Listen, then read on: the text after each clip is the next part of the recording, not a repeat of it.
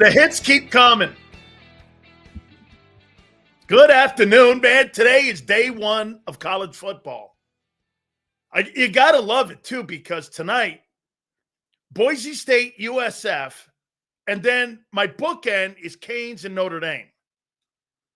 I mean, week 0 was great. Week 1 is going to be spectacular. There are going to be a ton of college football games. And boy, I got to tell you, man, I can't wait. 53-man roster talk. Wow. Holy cow. We're not done yet with the roster. Really. We're going to get into that here in a minute. And obviously, we are going to get into your Eagles here in a second. Do me a favor. Please hit the like button. Super chats go to the top. You know, I don't know what it is, but every single time I get ready to go on the air, people send me little nuggets. And I love it. Oh, yeah, that's right. Hey, RC3, you're right, babe. We got it right now. It's a week from tonight. The 105th NFL season starts. You got it. Banner falls, Cowboys and Eagles, 1 week from tonight. How about that, man? That offseason flew. The regular season flies. We're going to take full advantage of it this year, and we appreciate you guys being here. All right.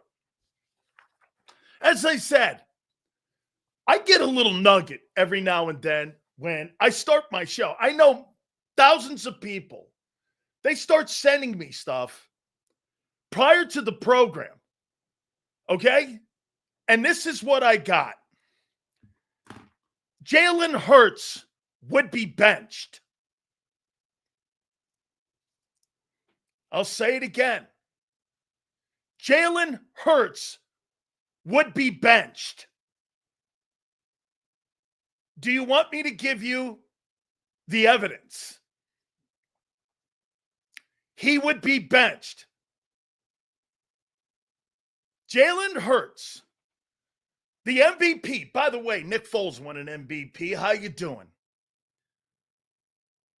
Jalen Hurts would be benched. Would you like me to give you facts on that statement? The starting quarterback of the Philadelphia Eagles would be benched if he played this poorly. Here we go. So the herd today. Facts. A.J. Brown's impact on Hurts, including playoffs. With A.J. Brown, Jalen Hurts is 28-8. Without A.J. Brown, he's 12-20-1. Team scoring per game, 27.9. Without A.J. Brown, 22.6. Completion percentage, 65.8 with A.J. Brown, 60%, barely, not even average, without Brown. Passing yards per game, 233.8, 140 without. TD to interceptions, 50 TD passes to 23. Without A.J. Brown, 25 touchdowns and 16 picks. Passer rating, 94.6 to 84.2. There are your facts. Without A.J. Brown, he's an under 500 football player. He's an under 500 player. I don't know. Facts. He's under 500 without A.J. Brown.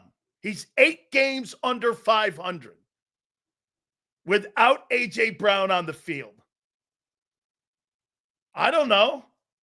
Facts. I mean, those are facts. That without that dude on the field, He's a below average football player. Facts. I don't know. I wasn't saying this. I didn't even know those numbers existed. By the way, they're not only stats, they're wins and losses. They're wins and losses. How you doing? Let me do that again. I must have read that wrong. Facts. Here we go. This is off the herd. So you guys always say, well, Jalen's not about numbers. Okay. He's 12-20-1 without Brown. He's under 500 as a winner. He's not a winner. If Brown's not on the field, he's not a winner. You scored 5 or 6 points less when Brown's not on the field. His completion percentage blows up when he's not on the field.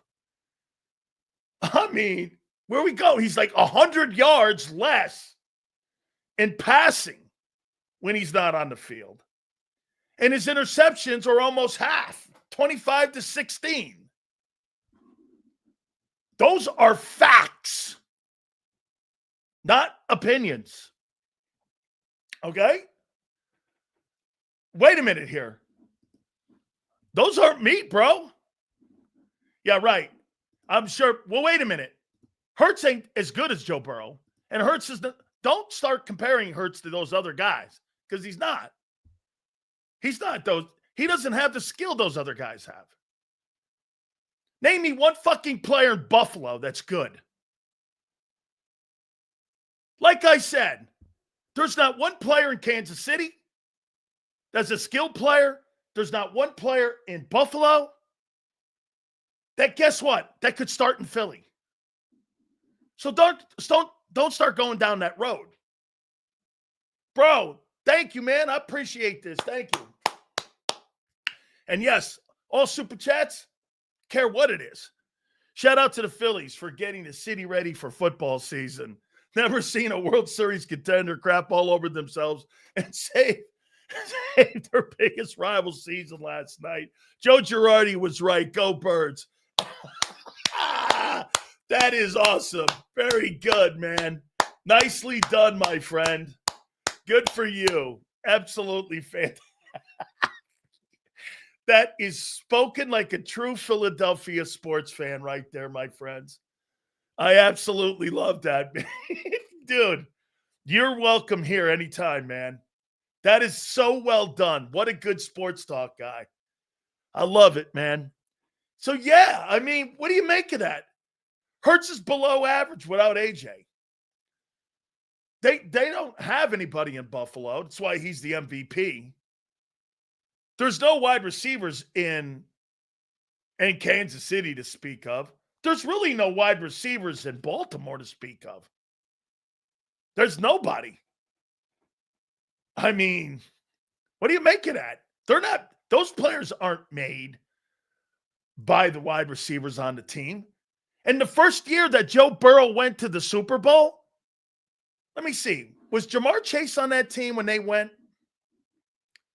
Was that his rookie year when they went to the Super Bowl? Help me out, Kyle. Was Jamar Chase on the team when they went to I think that may have been his rookie year when they went to the Super Bowl. I think Chase was a rookie. So as I was watching the football life of Terrell Davis, it amazes me how he didn't get drafted until the 6th round yet. Again, his coach was Ray Goff at Georgia. Absolutely true. He was a fullback too. Kyle, that was his rookie year? Okay, so he took a rookie, and a rookie helped him get to the Super Bowl. Okay. I got it. Yeah. And when AJ got here, they got to the Super Bowl, and they won it. Interesting. Huh. Okay. Man, I can't believe these numbers right out of the gate. Jalen Hurts is 12-20. And he's 28-8 with A.J. Brown. Damn right, A.J. Brown is the most important player on that team. There is no question about it. If he's not on that field, man, they don't win ball games. No way. Shit, they shit the bed in a playoff game too without his ass, right?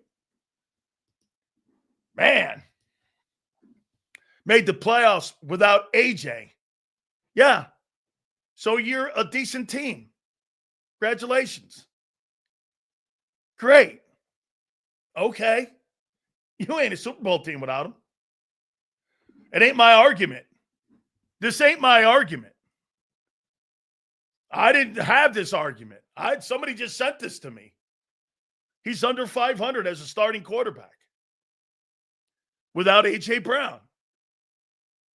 Says your argument doesn't make sense. What do you mean? If Burrow is different from bro, I'm not going to sit here, Prince, and debate Joe Burrow's talent versus Jalen Hurts' talent as a passing quarterback. I'm not even going to read the rest of it. I don't care. I'm not debating that. That's a stupid debate. Joe Burrow and Jalen Hurts. Really? If Joe Burrow ever threw for 2,900 yards in a season, Joe Burrow would have missed 10 games. I'm not going there. I'm not arguing that. That's no argument. And I'm not wasting my fucking time on that. Joe Burrow and Jalen Hurts are the same guy. You're high. You're absolutely high. There's no debating. Jalen Hurts is a better quarterback than Joe Burrow. Prince, you've lost respect. I lost some respect for you there, bro. Everyone seems to have career years. Playing alongside of Jalen Hurts. Barkley was washed, and AJ. The O-line did that, dude. The offensive line did that. Okay? And AJ was overpaid, according to everyone. Jalen is Burrow. I'm not debating that. I'm not. Nobody on their right mind out of Philly talks that about Joe Burrow and Jalen Hurts being in the same talent level. No, I'm not debating that. You go right ahead and keep posting away. I will not read any of that. It's stupid and you sound dumb. Jalen, again, ask Joe Burrow. I'm not. Joe Burrow is not better than. Jalen Hurts is not better than Joe Burrow. End of story. End of story. He's not better than Josh Allen. He's on a better football team. End of story. Better defense, better offense, better back, the whole thing. It's okay. Good for Jalen. Jalen Hurts is 12-20. He's under 500 as a quarterback without A.J. Brown. I've been asking all offseason, why does Jalen need 1 year to make chemistry with his wide receivers, yet McKee goes out there and slings because he's got better skill as a passer. Tanner McKee has better skill than Jalen Hurts does as a passer, but Jalen offers more to the table because of his run threat. That's the only reason he's starting. He's not a better passer than Tanner McKee. That's a fact. That doesn't mean you're going to win games, though, because you're a better passer. And the way that the team is built. There's no doubt. Hey, dude, there's a ton of quarterbacks in this league. Kirk Cousins is a better passer than Hurts from the pocket. Matthew Stafford is a better passer. That doesn't mean you're going to win ball games. That doesn't mean that. Dude, Aaron Rodgers is a better passer than Tom Brady. That doesn't mean he's a better player at that position and offers more skill to winning ball games. The team, the coach, the building of the organization, all of that. Okay? All of that plays into a factor on how well your career is going to go. If you have a good organization, you're going to be in a position to, again, win a lot of football games. Jalen's been very fortunate to be in those situations at Alabama, Oklahoma, and Philly. All legendary winning programs. Absolutely. Kudos. No rip. Not everybody's been afforded that. Wonder why we argue about Hurts' arm so often. Well, because it's average. It's just the point you're missing. All good teams need good players, and shitty quarterbacks have won Super Bowls. That's right. The problem is Hurts wasn't supposed to succeed. Absolutely an overachiever. Dude, there's no shade here on this. Hey, listen to this. Troy Aikman's not better than Dan Marino. But there's no shade on Troy. There's no shade on that. He's not better than Dan Marino. Guys, there's people better than your guy. That doesn't necessarily mean at the end of the day, it's not going to translate into some winning. Look, once again, I didn't put this out there. These are just winning and numbers are put out there. The dude's under 500. All right? Hey, listen, this was more about the importance of Brown and him being out there. That's what this conversation was. Seals knows how to get the super flow. Hey, wait a minute. No, listen. How is this shade? Are you really under the impression you have the best quarterback in pro football? You're fucking high. That's not the case.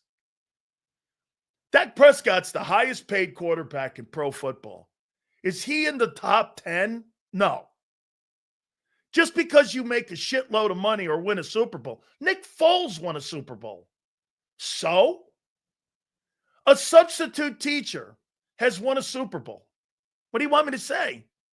It can be done. You don't have to be an elite player. Nick Foles has never been an elite player. He had an elite moment. Okay? I mean, get this. Hey, we get this. Here, let's put this back up here. This guy says Jalen Hurts derangement syndrome. Okay? A.J. Brown's impact with Jalen Hurts. 28-8 with, 12-20 without. Interception to touchdown ratio. 50 TDs to 23, 25 to 16 interceptions. That's not delusional, dude. That's reality. That's not something made up. That's not something made up, dude. Okay? I mean, someone really said, would you rather have Dak or Dak Prescott? Yeah, well, they're probably the same guy, right? The importance of AJ is where this went. You guys have landed it on Hurts, of course. Josh Allen's elite talent still can beat Holmes with better teams 2 years in a row. What's your point?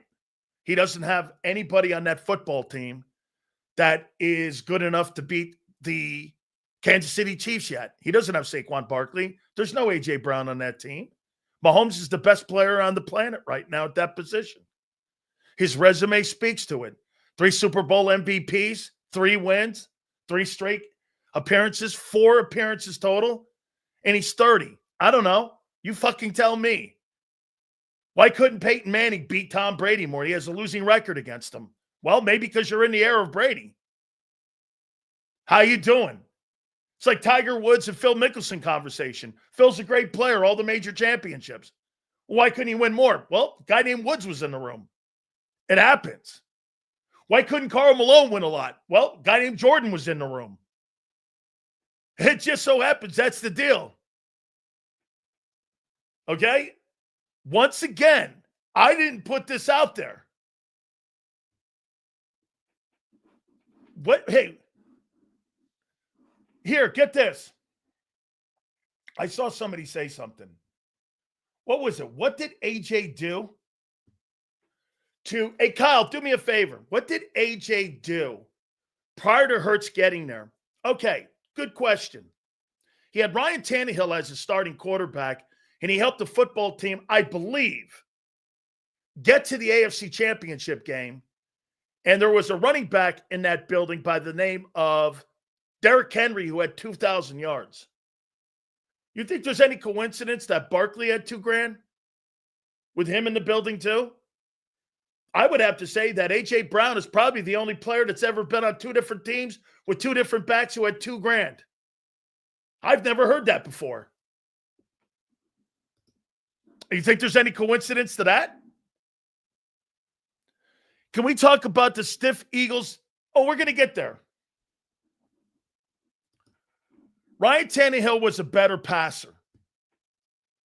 Ryan Tannehill,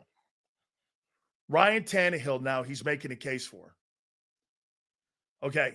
Derrick Henry helped the Titans get to the playoffs, not A.J. Brown. You're right. There's probably no coincidence that a guy was on the football team that had $2,000 and then he comes to Philly and he had $2,000. No, you're probably right, senor. Another coincidence.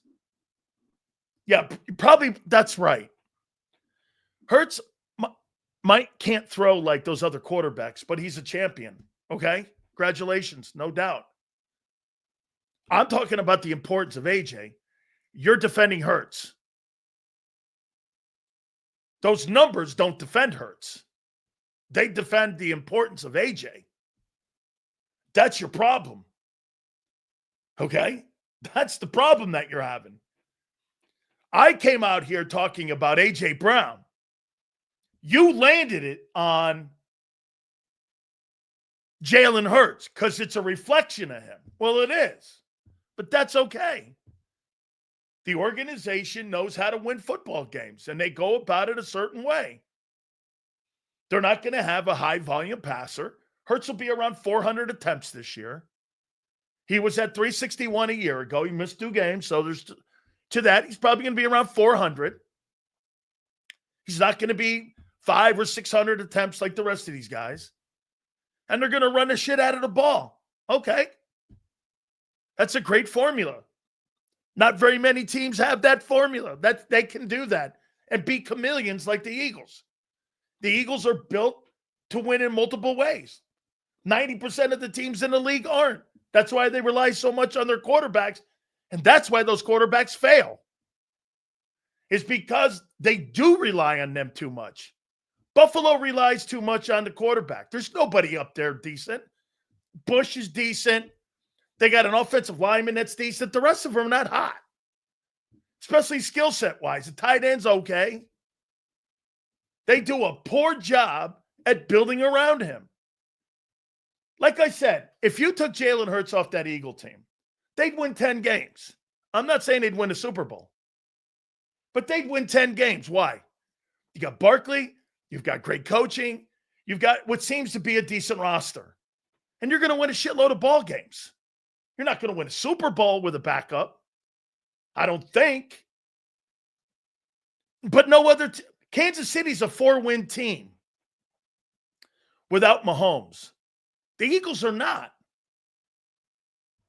They're not a 4-win team. That's a good thing. Most teams, and I would say 95% of the teams in the league, couldn't withstand an injury like that. Now, look, I'm not telling you could withstand an injury to Hurts for like 10 weeks. I'm not going down that lane. All right? But, I mean, like I said, I'm not comparing. Hurts athletically is nowhere in the room with those other dudes. The Lamars, the Josh Allens, the Burrows, and the Mahomeses. And we'll see what Jaden Daniels does this year. Before I put him in that class, he's got to do it again. Can't have 1 year, and I'm with many of you. I say that about all players. I want to see some consistent play. Nancils McKeek would get the job done. I don't know, man. I mean, I think, again, experience plays a factor. Hurts has been to 2 Super Bowls.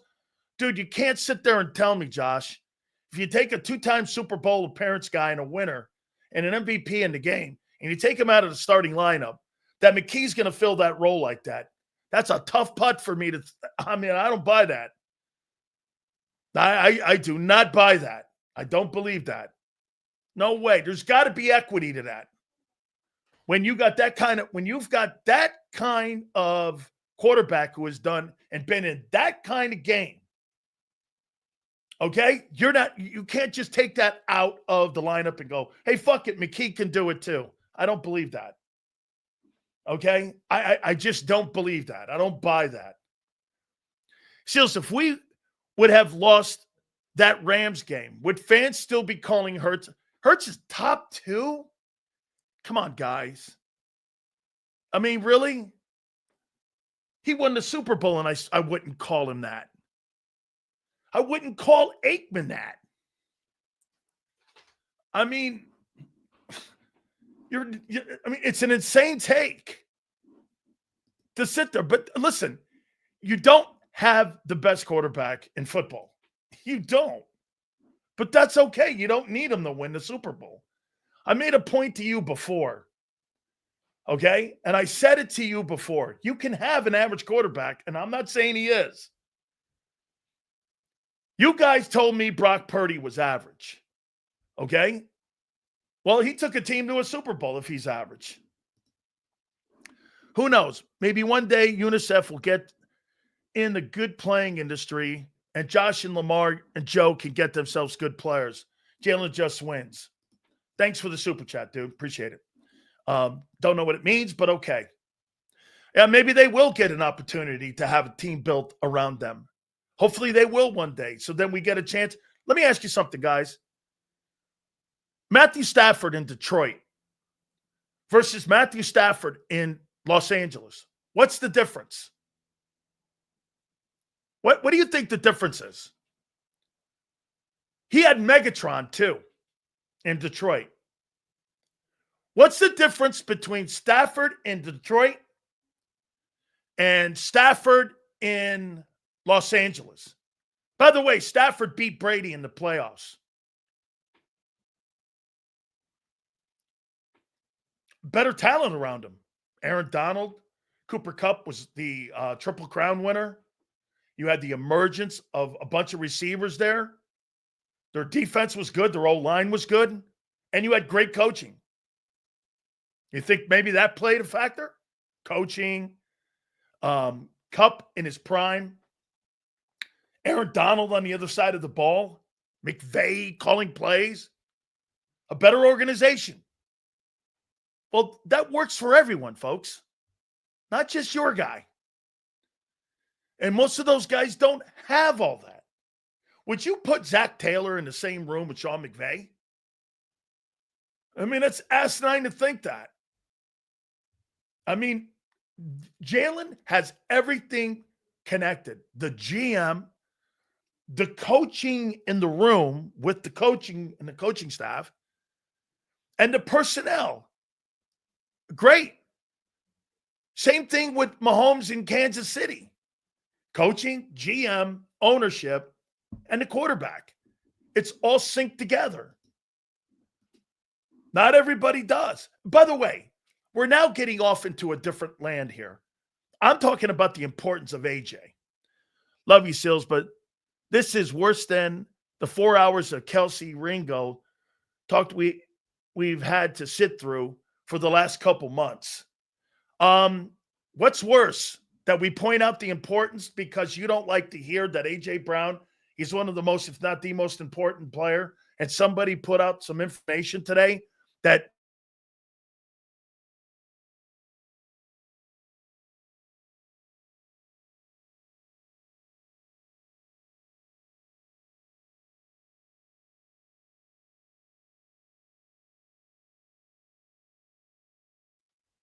was just put out 2 minutes before my show.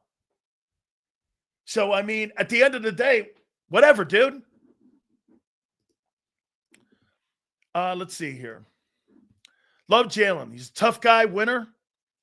I will take Jalen all day long, and twice on Sunday. No problem. A lot of people would take Troy Aikman. A lot of people would take a lot of guys that fit the – people would take Jim Kelly. No problem. All good, man. Anthony, you put Dak on the Eagles team last year. He wins the Super Bowl. I'm not going there with that. I'm not. Now, if he had really good coaching, okay, if they put good coaching and told Dak you're not throwing the football, yeah. Do you know how Dak is going to win? Dak's got to do less. But they can't control themselves in Dallas. Dak Prescott, for him to win, he's got to do less.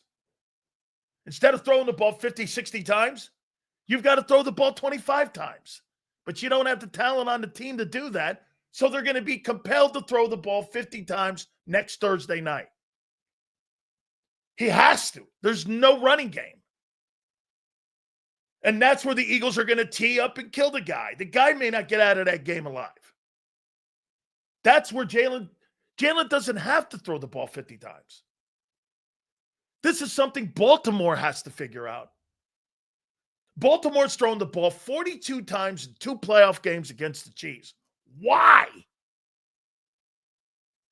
He has to do it less. I mean, the Eagles showed you the blueprint to beat KC. And it's not getting in to duels with Patrick Mahomes. It's just not. 9 times out of 10, you're not beating that dude. By the way, the defense you have on the field right now, you're not beating Kansas City week 2. If AJ wasn't happy with Jalen, wouldn't think he would force his way out? Bro, why would he want his way out when he just won a ring? One of the conversations that he had when he was sitting there at the press conference, remember what he said? I got to learn to be a better teammate, not worry about me and numbers. I've got to play and be better as a player on our team into what we're doing. Though I'm paraphrasing, but that's pretty much what he was saying. I got to work on being a better teammate. I got to work on understanding what we're doing. That was probably the best thing I've ever heard A.J. Brown say, because it's the truth. Star wide receivers don't talk like that. Okay? They don't talk like that. They just don't. Mahomes missing their top target. Who cares? Rashid Rice is a fucking top target? Give me a break. Rashid Rice couldn't beat Jahan Dotson out for the 3rd spot on the Eagles. Stop making Rashid Rice sound. He beat you with Juju Smith-Schuster.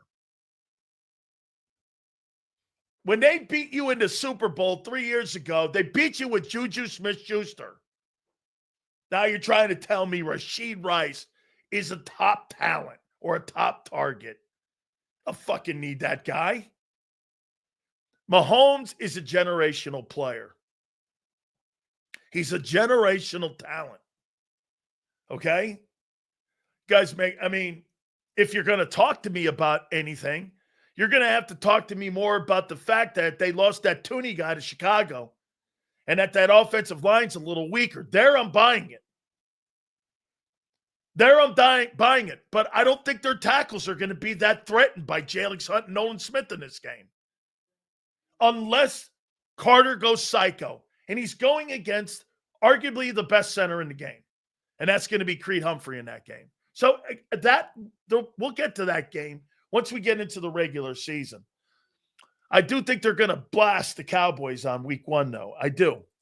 I just thought that was important to point out when somebody sent that to me about the importance of A.J. Brown. And you guys have landed it on Hurts. Of course you would. Not a shocker. I think those numbers are telling. I do. I think they're telling.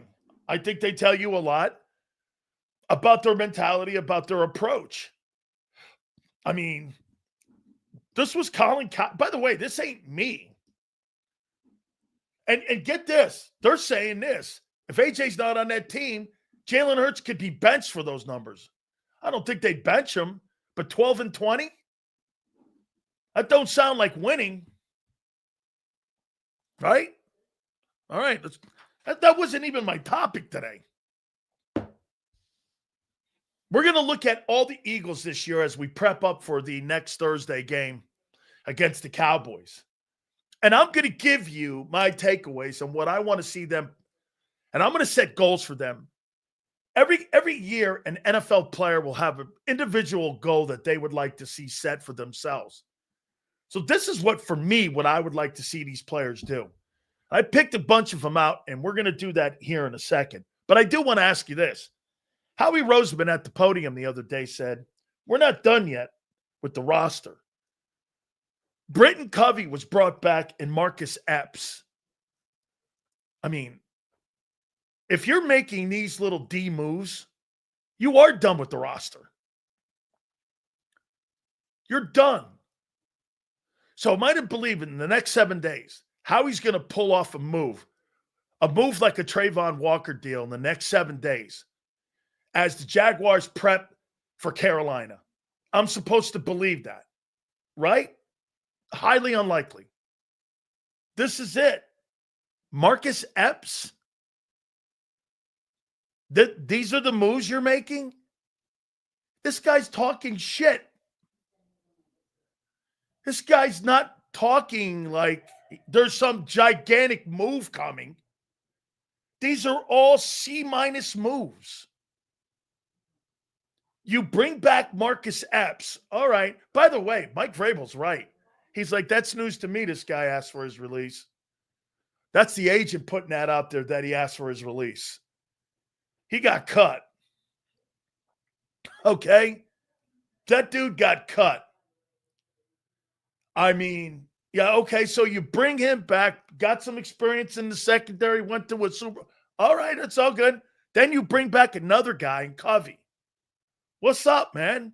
I thought all these new players you signed, it was a loaded roster. You're going back in time and bringing back dudes you feel more comfortable with?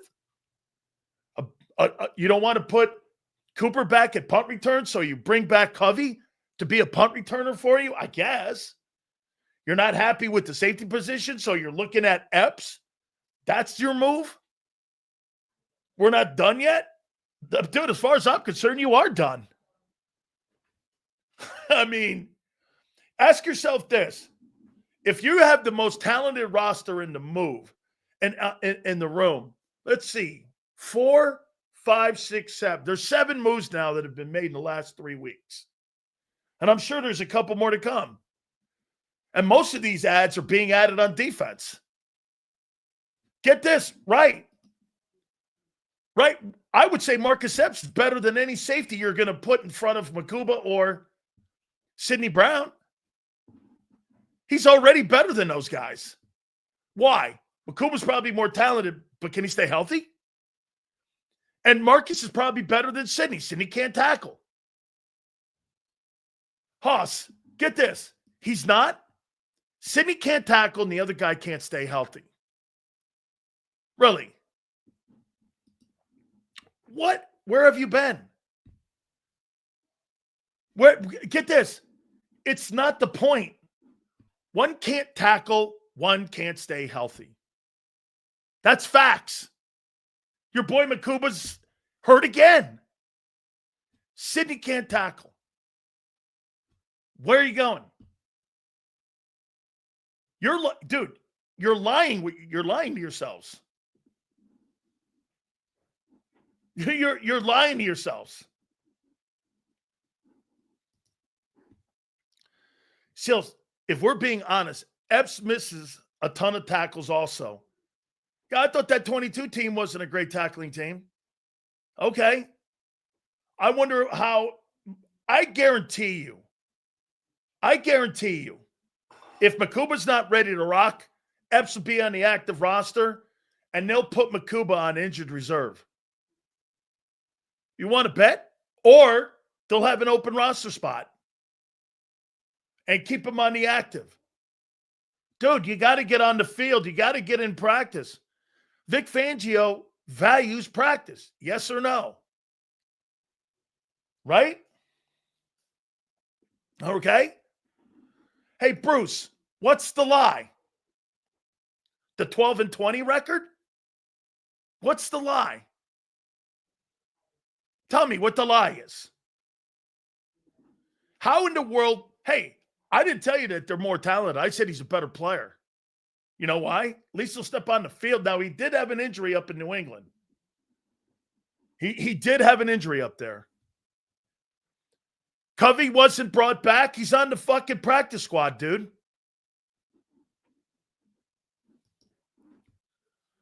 Yeah, the Cowboys are not beating you.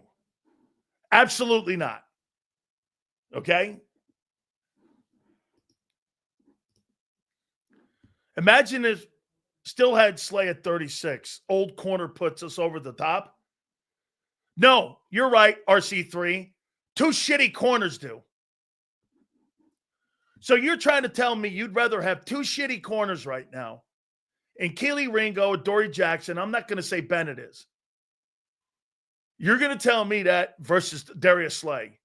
Once again, this is why you don't debate idiots like this. Bro, honest to God, sometimes Prozac is good. You get to go to sleep for a while. Go lay down, kid. Who is Isaiah Rodgers? No, you're right, Prince, man. Prince, you've been hanging L's all fucking day. If I went to Prince, I'd be sitting here counting L's like I was a Lionel train. Covey was one of the best punt returners for 2 straight years. Okay. I actually like the guy. We communicate all the time on Twitter. He follows me. We both go back and forth. I didn't get a chance to say congratulations on being brought back to the Eagle organization. I'm sure he's thrilled to death about it. All good. I mean, right? Hey, listen here, dude. I got a topic for you too today, believe me. I'd rather have a 36-year-old vet Eagle fan tripping right now. Hey, listen. Dude, honestly, you're going to win 7 games. If lucky. If lucky. Still, safeties that miss tackles are not liabilities. Safeties in 2 high who miss tackles can't be allowed on the field. Epps is a reliable stopgap until Makuba can get healthy. Sidney Brown is going to turn out to be a bust of a pick. He's a 3rd-round player. And he is I don't see it. Makuba's health will be a huge issue. Nobody's talking about him not being good. Nobody here has said that. Nobody. Nobody has said he can't play. You're taking into that I said that's someone else. The reason why I would put Epps, if available, in the safety position, I know I can count on him. He'll be there. Makuba, I can't. I'm not going to put a guy in a starting lineup and in 5 plays he's on the sidelines with a shoulder injury. I can't have situational substitutions. We're going to have a ton of them anyway this year. Let's be honest, Dan. We're not going to know anything about the 2025 Eagles until we see them next week. Everything else is speculation. You're missing the point. Intern Sirianni, if Howie Roseman is making multiple C and D and C-plus moves to constantly add to the roster, he's not happy with it. He's not. Everyone's right. They're not going to trade for a corner. They're probably not going to trade for a set. They're not making any A or B moves. That's not happening. So what? You think you wake up Monday or over the weekend on Saturday and a Trayvon Walker's going to come walking through the fucking Lincoln Financial Tunnel and he's going to be sitting there? You're out of your tree. That day's done. Teams are prepping for their upcoming game now. They're not looking to trade. You actually think somebody who believes the Jaguars think that they're ready to roll? I don't believe it. We'll see. I don't. I think Travis Hunter, he's going to play both sides of the ball on the first game of the week against Carolina, from what I'm being told. Okay? So they're not going to not put good players on that field. If they're going to move Trayvon Walker, they're going to move him towards the trading deadline. They're not going to move him prior to the season. No way. Plus, you get more desperate teams as you get closer to the trade line and as you get into the offseason. Players not going to want to. Yeah, Howie is done with – where's he going? You really – now, look, Darius Smith is still out there. That's somebody to think about. That's a C move. That's a depth guy. You know, it's funny. I asked you guys what you thought about Calais Campbell. He's too old to this. Okay, well, Azeez Ojulari and Joshua Uche, good luck. We'll see. Other team. I mean, hey, I'm sure that Vic Fangio couldn't fix Keely Ringo, nor could Christian Parker. But hey, they'll fix these guys.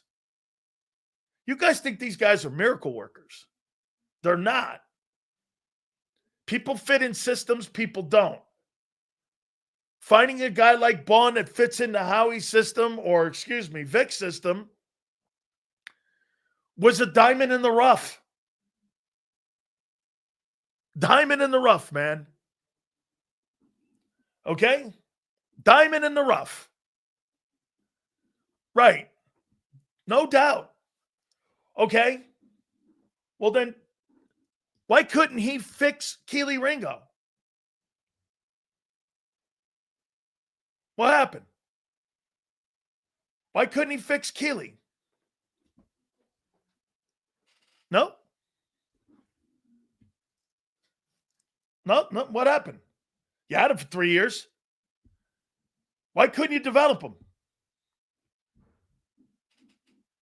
Okay? Unfixable. Okay? You found out after 3 years, didn't you? All right. That sounds right. Yeah. And there's no coincidence that Jeff Stoutland found him. Yes. So are you suggesting that the guys that have been cut? By the way, one thing you got to remember about Mulata was not in any other camp. Mulata was in one camp. It wasn't like he was a bust somewhere like Becton. They found him, and then they developed him. From the first time, he never went to any other team. But Kai Becton was out of position and undercoached. All right? So, how he's going to make what move? Dude, Marcus Epps and Britton Covey, these are the moves. The roster's not done yet. Eagle fans believe that there's some sort of like magical trade coming on the horizon. You haven't even fucking signed Reed Blankenship to a contract that you told me would have been done months ago. I told you it wouldn't be done till March. I mean, right? Dude, these people are saving their money for 26 and 27. They're talking a big game, and they're not acting like a big game. Sills, what's wrong with putting Marcus Epps and Britton Covey on the roster and on the practice squad? Nothing. Those guys will all be elevated to the 53-man. The 53-man is not set yet. It'll probably be set next Tuesday. After probably Monday, they'll probably set it. And that will be the team that you're going to go fight on Thursday night against the Eagle or against the Cowboys. Okay? Get this. No one in the chat said Blankenship was getting a deal this offseason. That's a fucking absolute 1,000% lie. Xander was not the only one. That is an absolute lie. And this guy right here continues to tell you folks lies day in and day out on shit that I never said or that you said. He's a liar. He is an absolute liar. I kept asking the fucking questions the entire offseason. June 1? Yeah, probably around June 1. Prior to the start of camp? Yeah, prior to the start of camp. Everyone kept saying it. That is a fucking it shows you how Senor lies through his ass. Without a doubt, all of you said that they're going to get a deal done. Wasn't just Xander. What are you pinning it on him? What a bunch of shit that is. Good job, dude. Good job. Hey, excuse me, dude. I don't sit around writing your fucking names down on my hand like you do. Hey, right, whatever. So let's do this now. Let's get to, do me a favor, guys. Please hit the like button here. Let's get to goals. I wrote down goals that I have for this football team. Boy, that 12 and 20 number, kind of wild. AJ's importance is so incredible. It really is. I mean, I didn't think he was that important to a football team, but boy, he really is, man. Kudos to him and what he's meant to a football team. There's very few wide receivers. I would make this point to you. Is this a fair comment? A.J. Brown may be the most important wide receiver to a team's success more than any other receiver in the league. Is that fair? Is that fair? You think there's any other wide receiver that's more instrumental into winning football games than A.J. Brown? Name me another wide receiver when it comes to winning that has the impact. Chase wins 9 games. A.J. Brown dictates time of possession, run game. There's nobody in pro football that has the importance. Jefferson, maybe. Jefferson's had a collection of shitty quarterbacks. Not shitty. I'll take that back. Kirk Cousins is not a shitty quarterback. Kirk Cousins is a really good quarterback, actually. And that's why Atlanta's still paying the $48 million and keeping him on the bench there, because they're just not going to take some shit deal for him. So, I mean, you can make the argument CeeDee Lamb is important, but I would put AJ in that conversation. All right. So let's have some fun here. I wrote these numbers down. To get this one off the board here.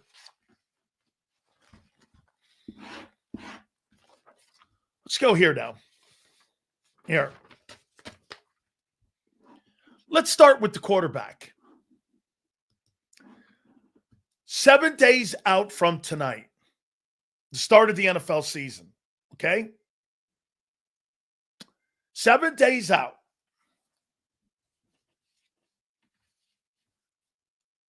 I'm going to put this number on Hurts.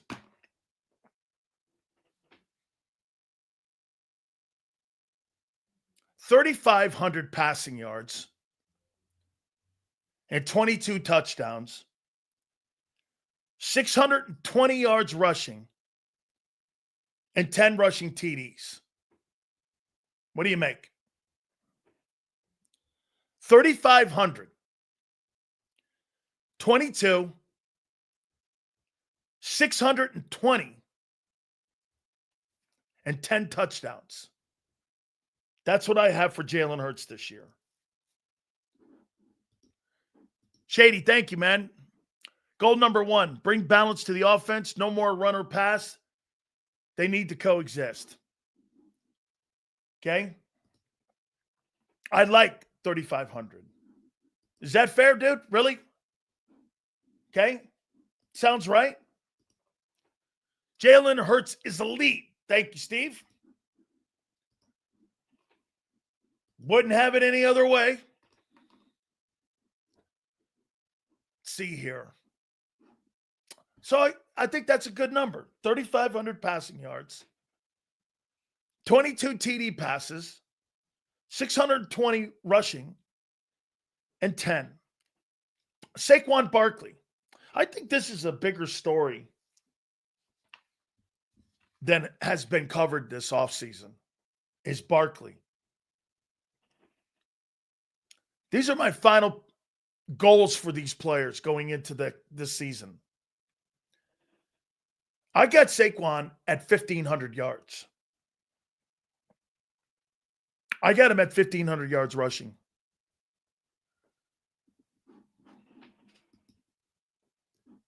Okay? Like, I mean, so you're saying he's going to have a career year. Okay? We'll see. So, 1,500. 14? I think the number's 1,350. Over under on him. There's no way he's following up with 1,800 yards. Bro, I hope he plays 17 games with the amount of carries that he had a year ago. I want everyone to remember these. 2K MVP, 1,700 yards. I want you to remember that. This season will be full of Band-Aids on defense. Our cap is saturated on offense. Can't afford Q, Coop, Carter, Nolan, Any other way, 2026 and 27, yes. Mikey, they are trying to win a championship this year in a transition year on the books. It's a transition year in some aspects on the roster, but it's also transition in the books. They're transitioning their book. And I'm talking about the money. That's what they're doing here. All right. A.J. Brown, what do you got? I'll ask you this on A.J. Goals that I've set for the players this year were 1 week out. Week tonight, they dropped the banner. You tell me. A.J. Brown.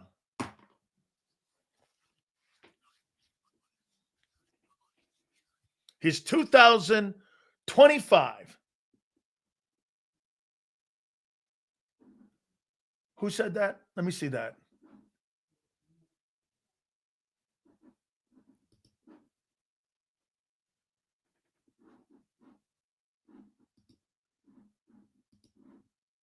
I have 1,250 yards and 85 catches. 1430 Maniac. 9 TDs.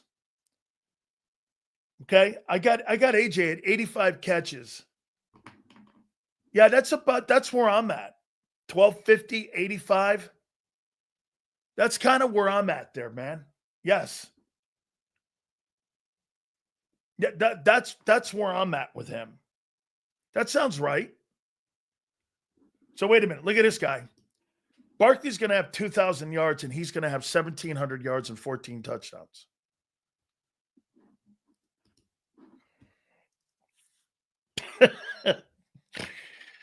Oh, boy. Okay? Gotta love it, man. It's all good. I want you to root like that. You should. You should, man. What about your boy Devontae?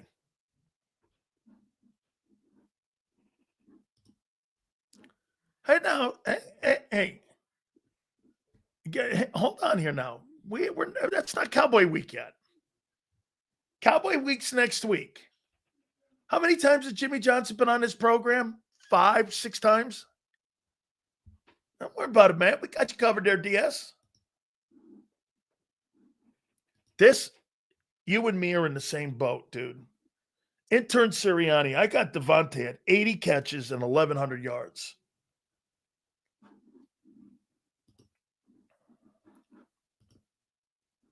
This is not what I'm paying for.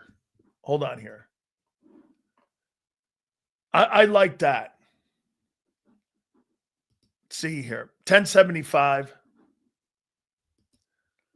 1,000 catch, 1,007. I got him at 1,100 yards. Yes. I've got him at 1,180 catches in that conversation. Here's Dotson. I got Dotson at 30 catches for 300 yards. You guys don't really think that you're going to get an upgrade at that position, which they should, right? I don't think you're really going to get the upgrade there. So I'm going to say 300 yards and 30 catches. It's kind of what he had a year ago. And I pretty much think that's where they're going to go again.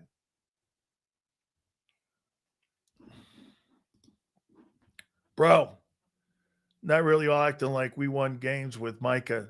Didn't we miss the playoffs last year when they made it? He didn't show up. Dude, you don't have a good football team. The Giants are better than you. I am convinced the Giants are better than you. I may actually put you at the bottom of the NFC East. You may finish last. The New York Giants are better than you.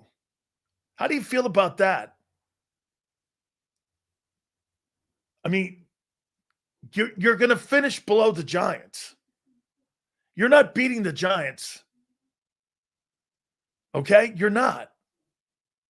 The Cowboys will finish in last place in the NFC East. with inability to run the ball and stop the run. There's no way you were winning games. I think the Giants did a great job this offseason. They're better. They got a better quarterback room, I think, almost than you. Dude, Russell Wilson has a 10-time bigger resume than anything Dak Prescott could ever put in front of anyone on a desk. Is he really that much better than Russell Wilson? I don't think so. He was playing like shit prior to getting hurt. Dak's better than Russell Wilson? I don't know that. I'm not sure that. Where do you think he's that much better than him? 400 yards, that'd be 100 yards more than he had a year, or 150 yards more than he had a year ago. Steve and I don't agree on shit, but I agree with him here, man. You're not good. Prescott has to leave Dallas. I would demand a trade. And get the hell out of Dallas, dude, before your career's over.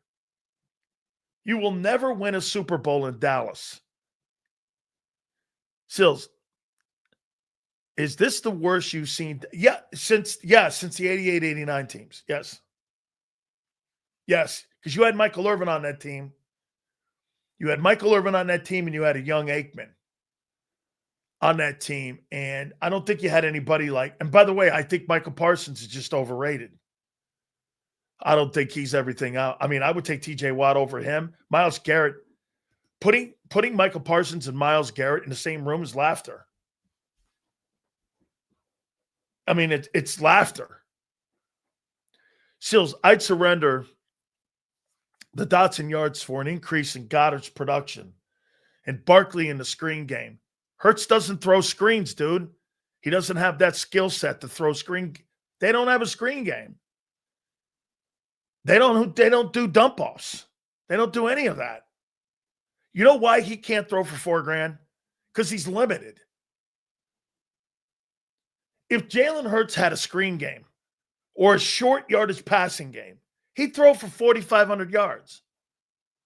But all he does is throw the slant, Y, and Z, and some tight end throws, and occasionally a 3. That's why he hangs around $3,000. 3,500, 3,200. That's why he hangs in there. They don't have a screen game. If he had a short yardage passing game, if they threw the intermediate passes and they threw to their backs more, he'd throw for 4,500 yards. And you'd be better off with the wideouts, and they'd be more open because they would fear the passing game and the short yardage passing game. The Eagles don't have that. Slant passes to AJ, crossing routes to Devontae. That's all you run. That's why it's not a high volume passing attack. It's a simplified attack. It's not hard. The problem with the Eagles is this. It's not hard to figure out. It's just hard to stop you. Your talent's better than your scheme on offense. That's why you could put fucking Kevin Patullo in there and not worry about it. Why? Because you're not going to change much. You're going to run the shit out of the ball with that old line. You're going to throw limited passes, 400 attempts probably this year at most. You're not going to have a short passing game. You're not going to have an underneath game. You're not going to throw over the middle of the field. And you're going to run the shit out of the ball. You're vanilla on offense. You're predictable, but it doesn't matter. Why? Because they can't stop you. So why complicate it? You don't run crossing routes. You don't run drag routes. You don't do any of that shit. The only way you run is when Hurts improvises. It's not that hard to figure out. It's hard to stop. You know how sometimes you have schemes on offense? Like you watch the Miami Dolphins. Okay? Okay? Here's something that Xander just sent me down the line. For the first time, the Cowboys are listening to trade offers for Micah Parsons. Make the deal, Howie. Let me say this to you. Micah Parsons, let's do this. Micah Parsons to Philadelphia. Would it work?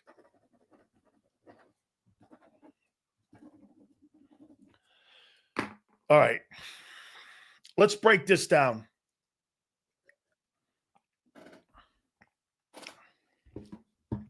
Derek Thomas couldn't stop the run. Legendary Kansas City Chief, Derek Thomas couldn't stop the run. Okay? He could not. Was good in coverage and an insane pass rusher. Okay? All right.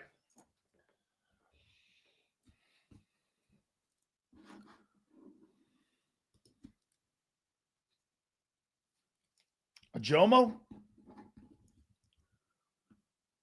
Davis,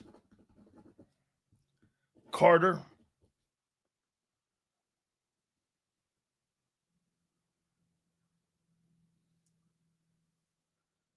Smith, Parsons, Bond, and Campbell.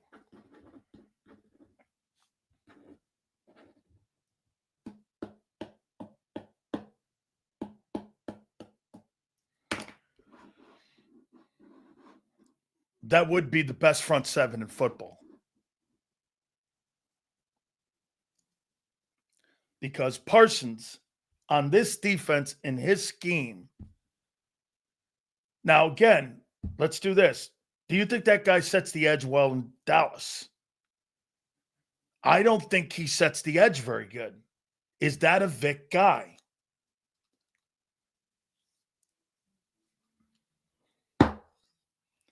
Do I get more out of Jalen Hunt and Nolan Smith? No. They're not happy going into the season.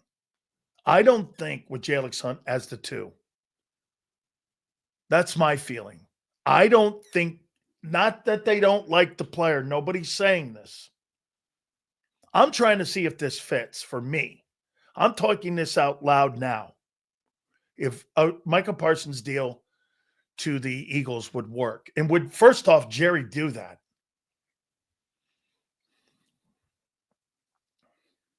It depend on what they got back. You'd have to give me Devontae Smith. They don't need Devontae Smith. You'd have to give me Cooper DeJean or Quinion Mitchell and a first rounder and something like that. You'd have to give me something like that. You're not, hey, if you're not thinking you're high-end dudes like Jalen Carter, then don't put anything out there. Okay? Because we're talking about a player that many, dude, don't say never. Cooper DeJean and Micah Parsons, it's not a conversation. Jalen Carter and Parsons, it's not a conversation. You're not thinking correctly. Dallas is going to want a star player off that team. You might want Mulata. If you're not thinking upper end guys on your roster, the high end dudes, don't talk stupid. Moro Ajomo and Smile Munden and a 1 is not going to fucking cut it. You're not doing that? Well, then you're not in the conversation for that. You think the Cowboys are just going to give you draft picks and not want a quality player back? That's not going to happen. Carter's untouchable? Dude. Okay, Carter's untouchable. Many people would say Carter's not near the player that Parsons is, or the importance of an edge rusher. Jalen Carter's importance as a DT versus edge, edge is more valuable. Plus, he drops in coverage. Terrible trade offer? Let me get, you know what he would offer you? Some fucking nobody. Dude, they're going to want Landon Dickerson or somebody like that and a 1 and something else. You're not going to get a Ferrari trading a Volvo. Okay, get this. Who would you offer up there then, dude? Watch this. Jerry's not just taking draft picks. Your draft picks aren't good enough.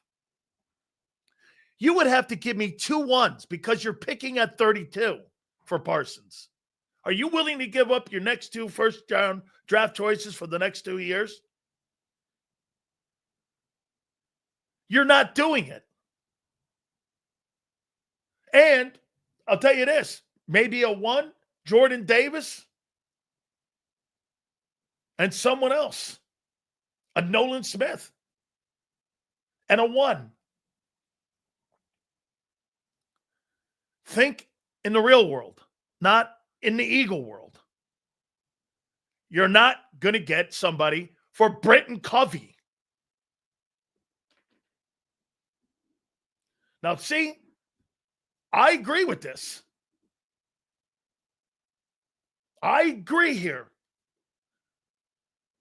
I mean, you won without him. However, you're a different football team this year. You are a different football team. You're not the same. You've been polluted by the success of what you saw this past year. This is a different group. Bob, repost that. How about edge rusher from the Falcons? I forget the kid's name because they just got Walker and Pierce from Atlanta. They're not giving those guys up. Atlanta had trouble pass rushing a year ago, and they need to improve that. They're not giving up their edge rushers. Seals Parsons would need to change his game to fit Vic's scheme because he's not great enough at a pass rusher to offset the flaws against the run. He's a better version of Huff.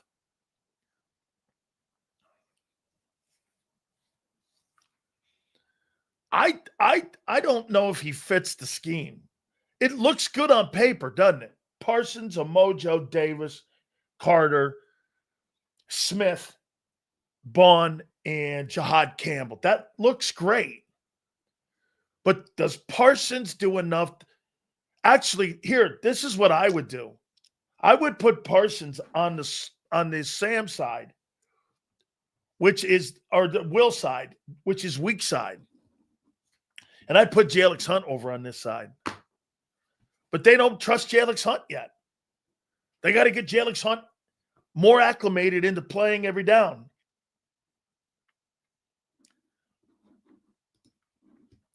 Unfortunately, the trade wouldn't work. How would we pay Micah and Carter? Well, you don't have to pay anybody else. Dude, eventually, get this.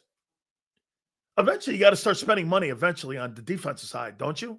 Or are you going to have like this constant revolving door every year? How many times, you know what's funny? I bring stuff up to you guys and you just glaze over them. How many people on that defensive side of the football that you have homegrown that you've given 2 contracts to on that side of the ball that's playing on Thursday night from a week from tonight? Reed? Who else?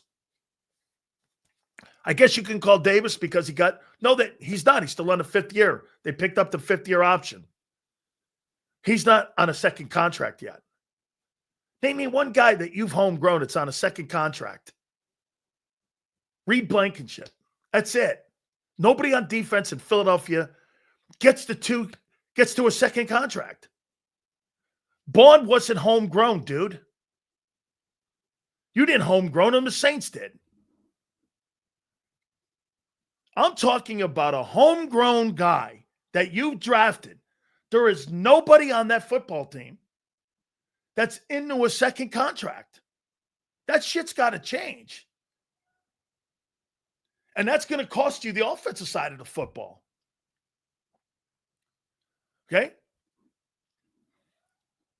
Right? They've retired. So the only guy you had a year ago was BG. Fletcher was on the team 2 years ago. Stay with me, guys. And Fletcher was under a different. Who drafted Fletcher back in the day? Was that under Andy Reid? It was Andy Reid and BG drafted with Andy Reid. I said on fucking defense. Defense. D-E-F-E-N-C-E. Defense. Okay? Nobody on that side of the ball has a second-year deal. They get rid of him. They didn't want to pay Milton. Right? Parsons is a bum. Bad attitude. Very entitled. Can't stop the run. Listen, how much would a winning environment change his attitude? Plus, he's close to Penn State.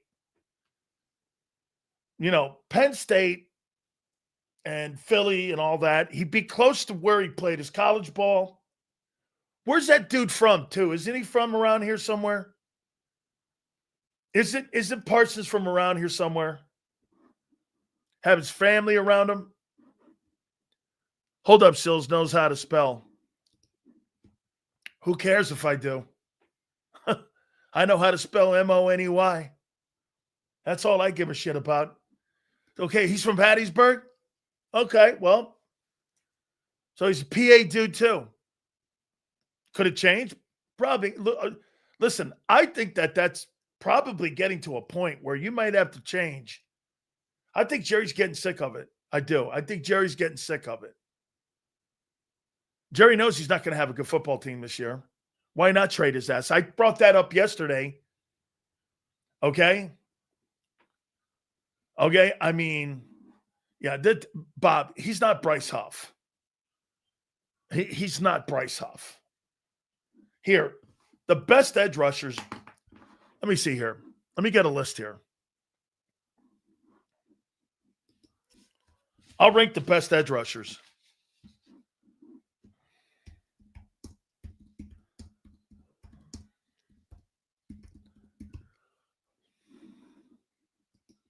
Garrett's number one. It's him and everyone else. PFF has Parsons too. Here's what they wrote about him. Parsons missed 4 games last season.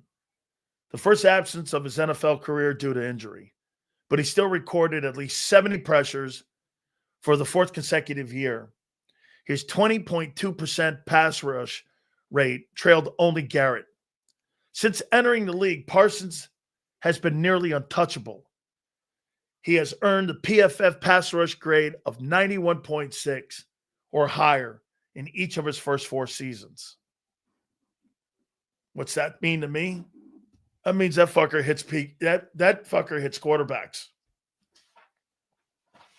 So whoever said he's not that good a pass rusher, according to that dude, that guy hits a ton of quarterbacks.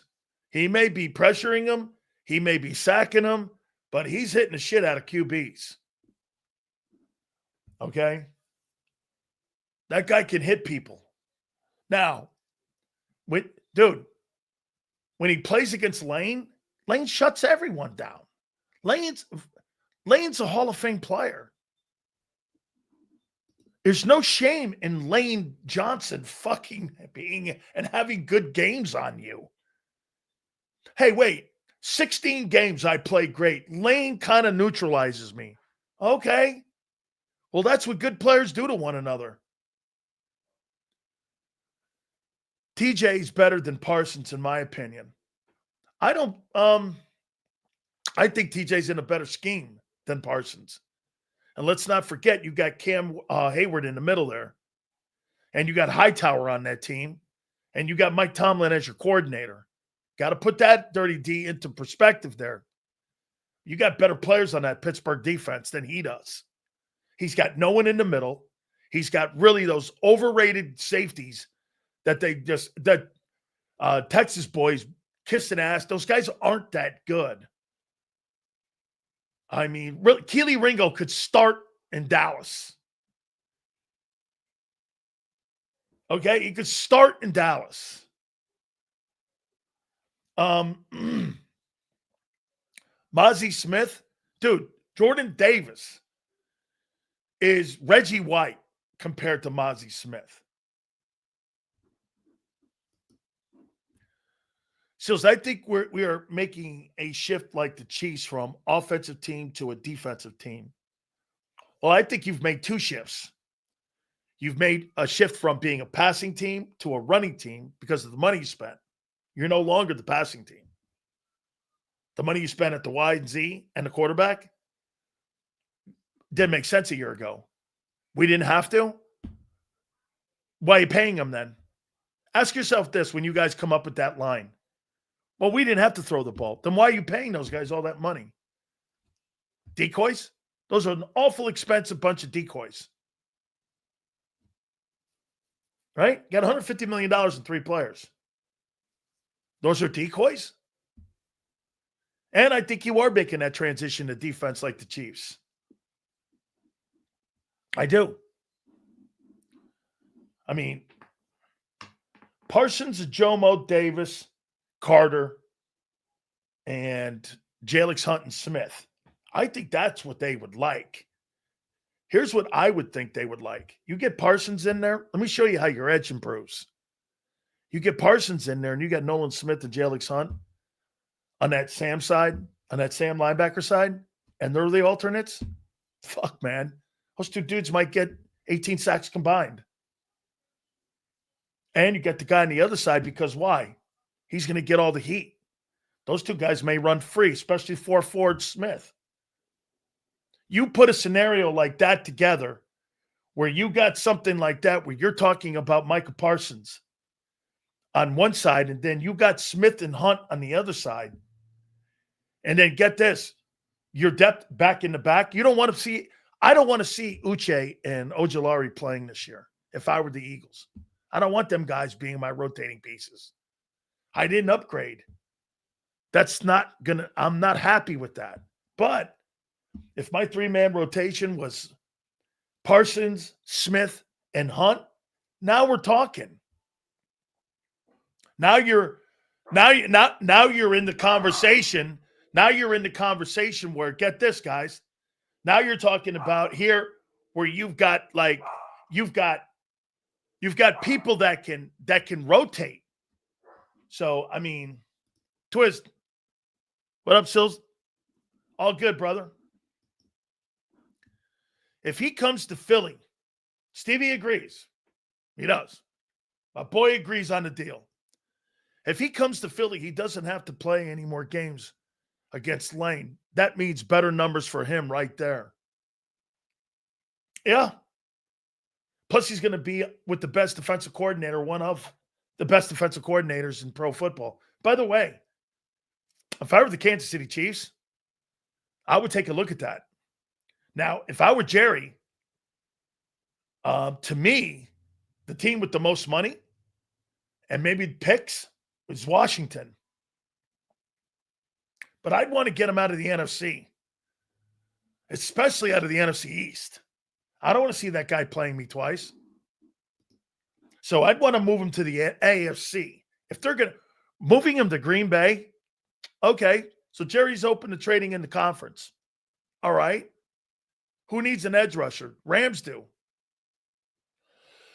Do you consider Parsons a 3-down player? No. 2.5. I think he kind of plays the run. I think he can. I don't think he wants to. We've had Tony Casillas, who won 2 Super Bowls in Dallas, say the same thing, who played on those Cowboy teams. He doesn't play the run. Okay? Seals, you can't double team Carter and Micah there. I get it. It would free Carter more for internal pressure. Might help Davis out. It would help your entire line down the line of scrimmage and your linebacker play.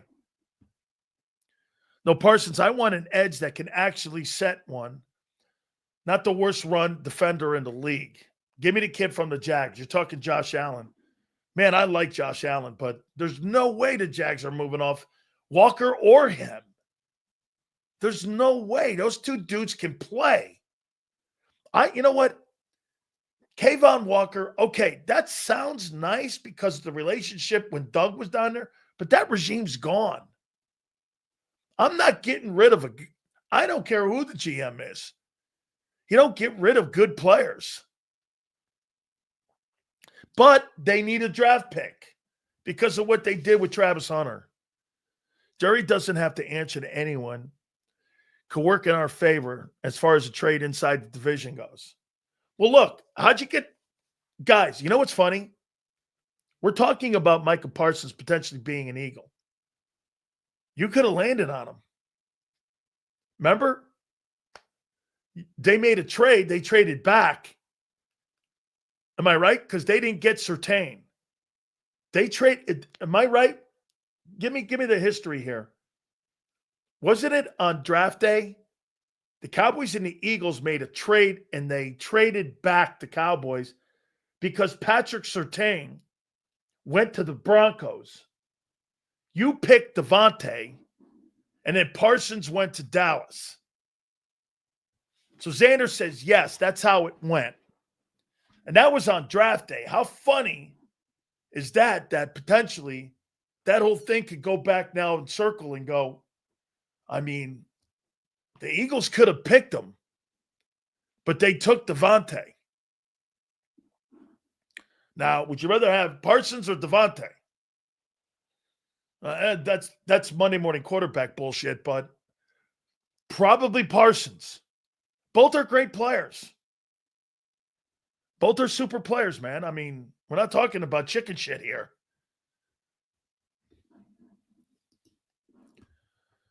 Sills, that's my issue.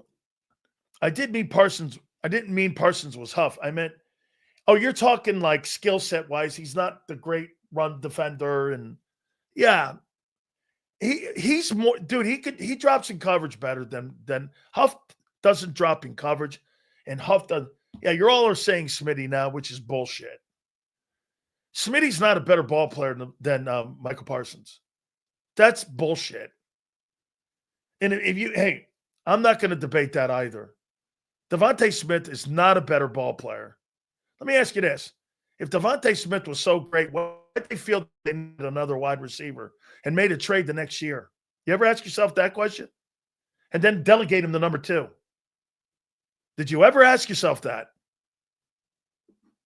So they traded for they did that deal. They drafted him number 1. Then the following year, you go and you trade for AJ and you make him the number 1 and you make Devontae the number 2. I don't know. I've never seen that before. I'm not saying they weren't happy with him, but obviously they wanted something else. All right.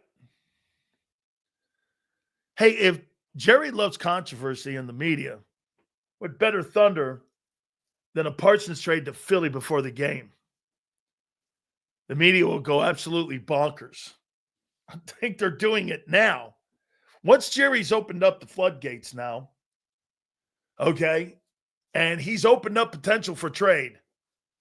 This is where Jerry lives, man. Jerry lives in this bullshit. All right. Before I bring Xander on, Parsons, let me see his face. I'm watching his face right now. Hang on. Parsons, Ajomo, Davis, Carter, Smith and Hunt, Jihad Campbell, and Bond. That would be your front 7. That would be your front 7. Gary Cobb, by the way, will be with us at 4:30. Okay? Sills, the issue was not Smith or for Parsons. It was picking Smitty because they passed on Jefferson. I'm just talking, no, the Cowboys made that deal, though. They moved down, and they took Smitty. I'm not talking about who they took. I'm talking the Cowboys moved out of that pick because they lost out on Patrick Surtain to Denver. That's what happened in that. I'm not talking who they picked, why they picked Devontae Smith. Seals, Parsons is a better player, but is he motivated to stop the run by poor coaching? I'll just tell you, man, I think he's around some shitty ball players in Dallas on defense.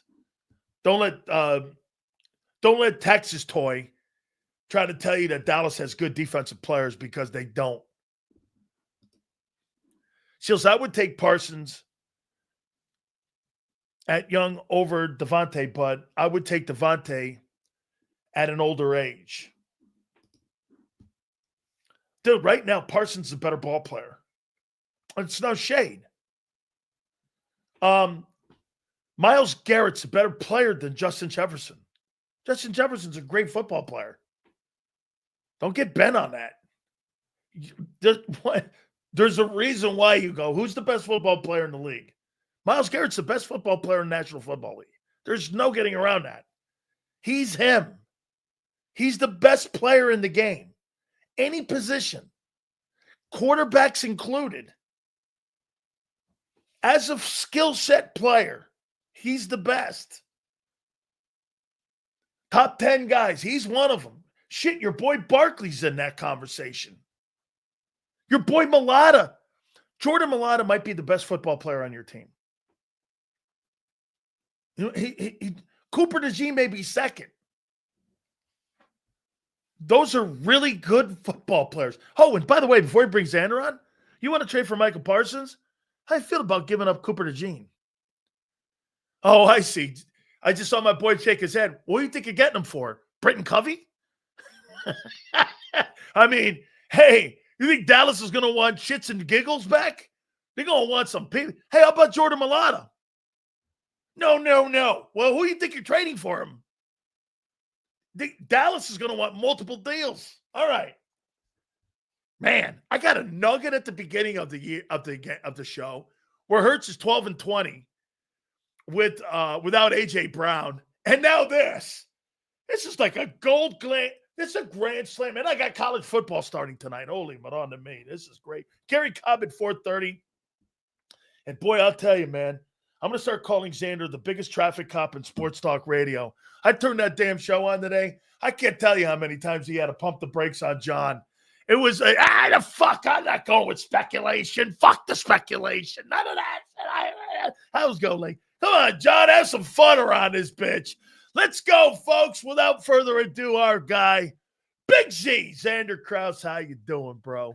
What up, Big Sills?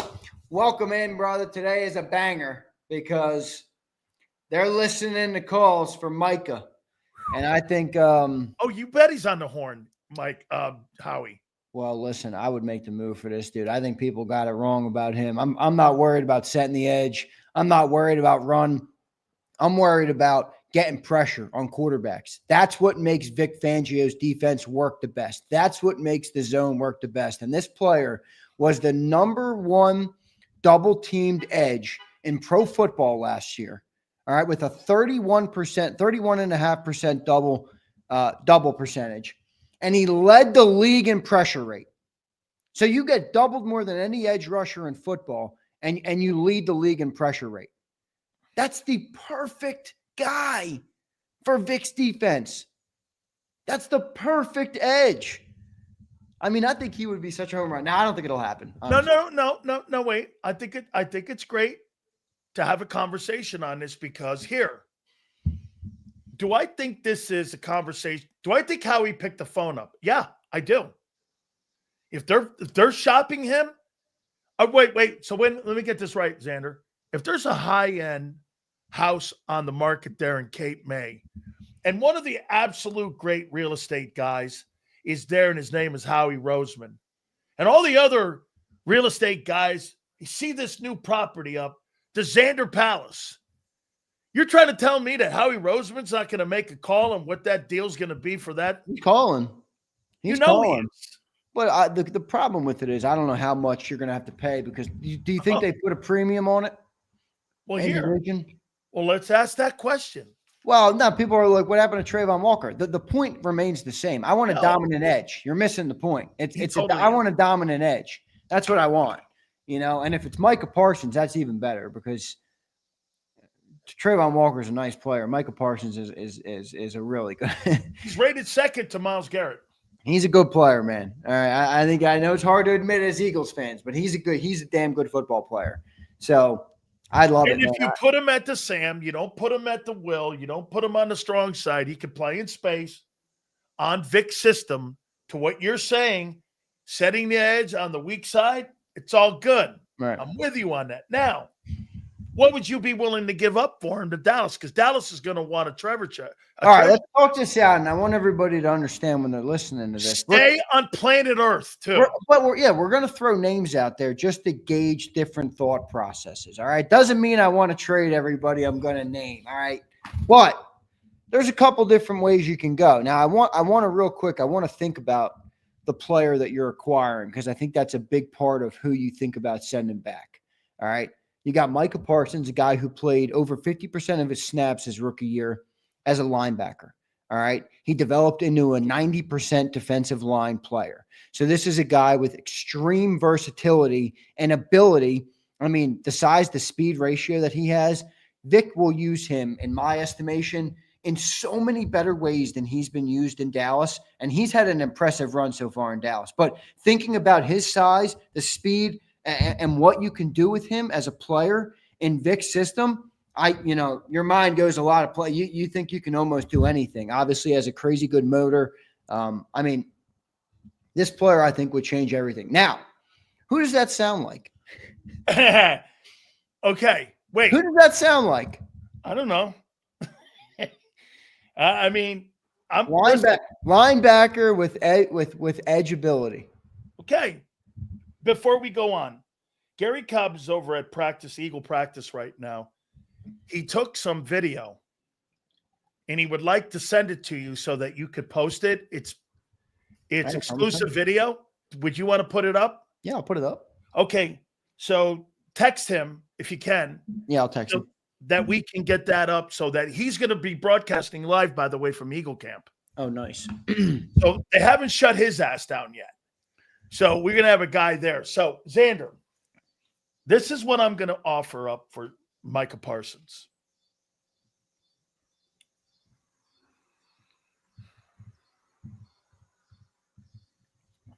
Wow. Okay. A 1 has to be in there. Stay in the arena, like you said. Yeah, we're not going to trade a guy like a Cooper DeJean, even if that's that. I agree they'll want that caliber of return, but they're not going to get it in the form of Cooper DeJean, if that makes sense. Well, then you're not going to get Parsons if you can't have an All right, open well, give me what you're clearly thinking about. If you don't have an we're open not trading Cooper DeJean. I promise you we're not. Well, then you're not getting a guy like Parsons if you're not open. Here you go again with A or B. It's never Cooper DeJean is nowhere in the conversation of Micah Parsons. All right. Did you think about what I said? Who does he remind you of on the Eagles roster? Jahad Campbell. Jahad Campbell in a 1? Probably not enough. Not enough. I don't think you want to give up Jahad either because he's a rookie. So you got a cheap contract there. So I'm going to rule him out. Dare I say this? Bond? Yep. Not homegrown.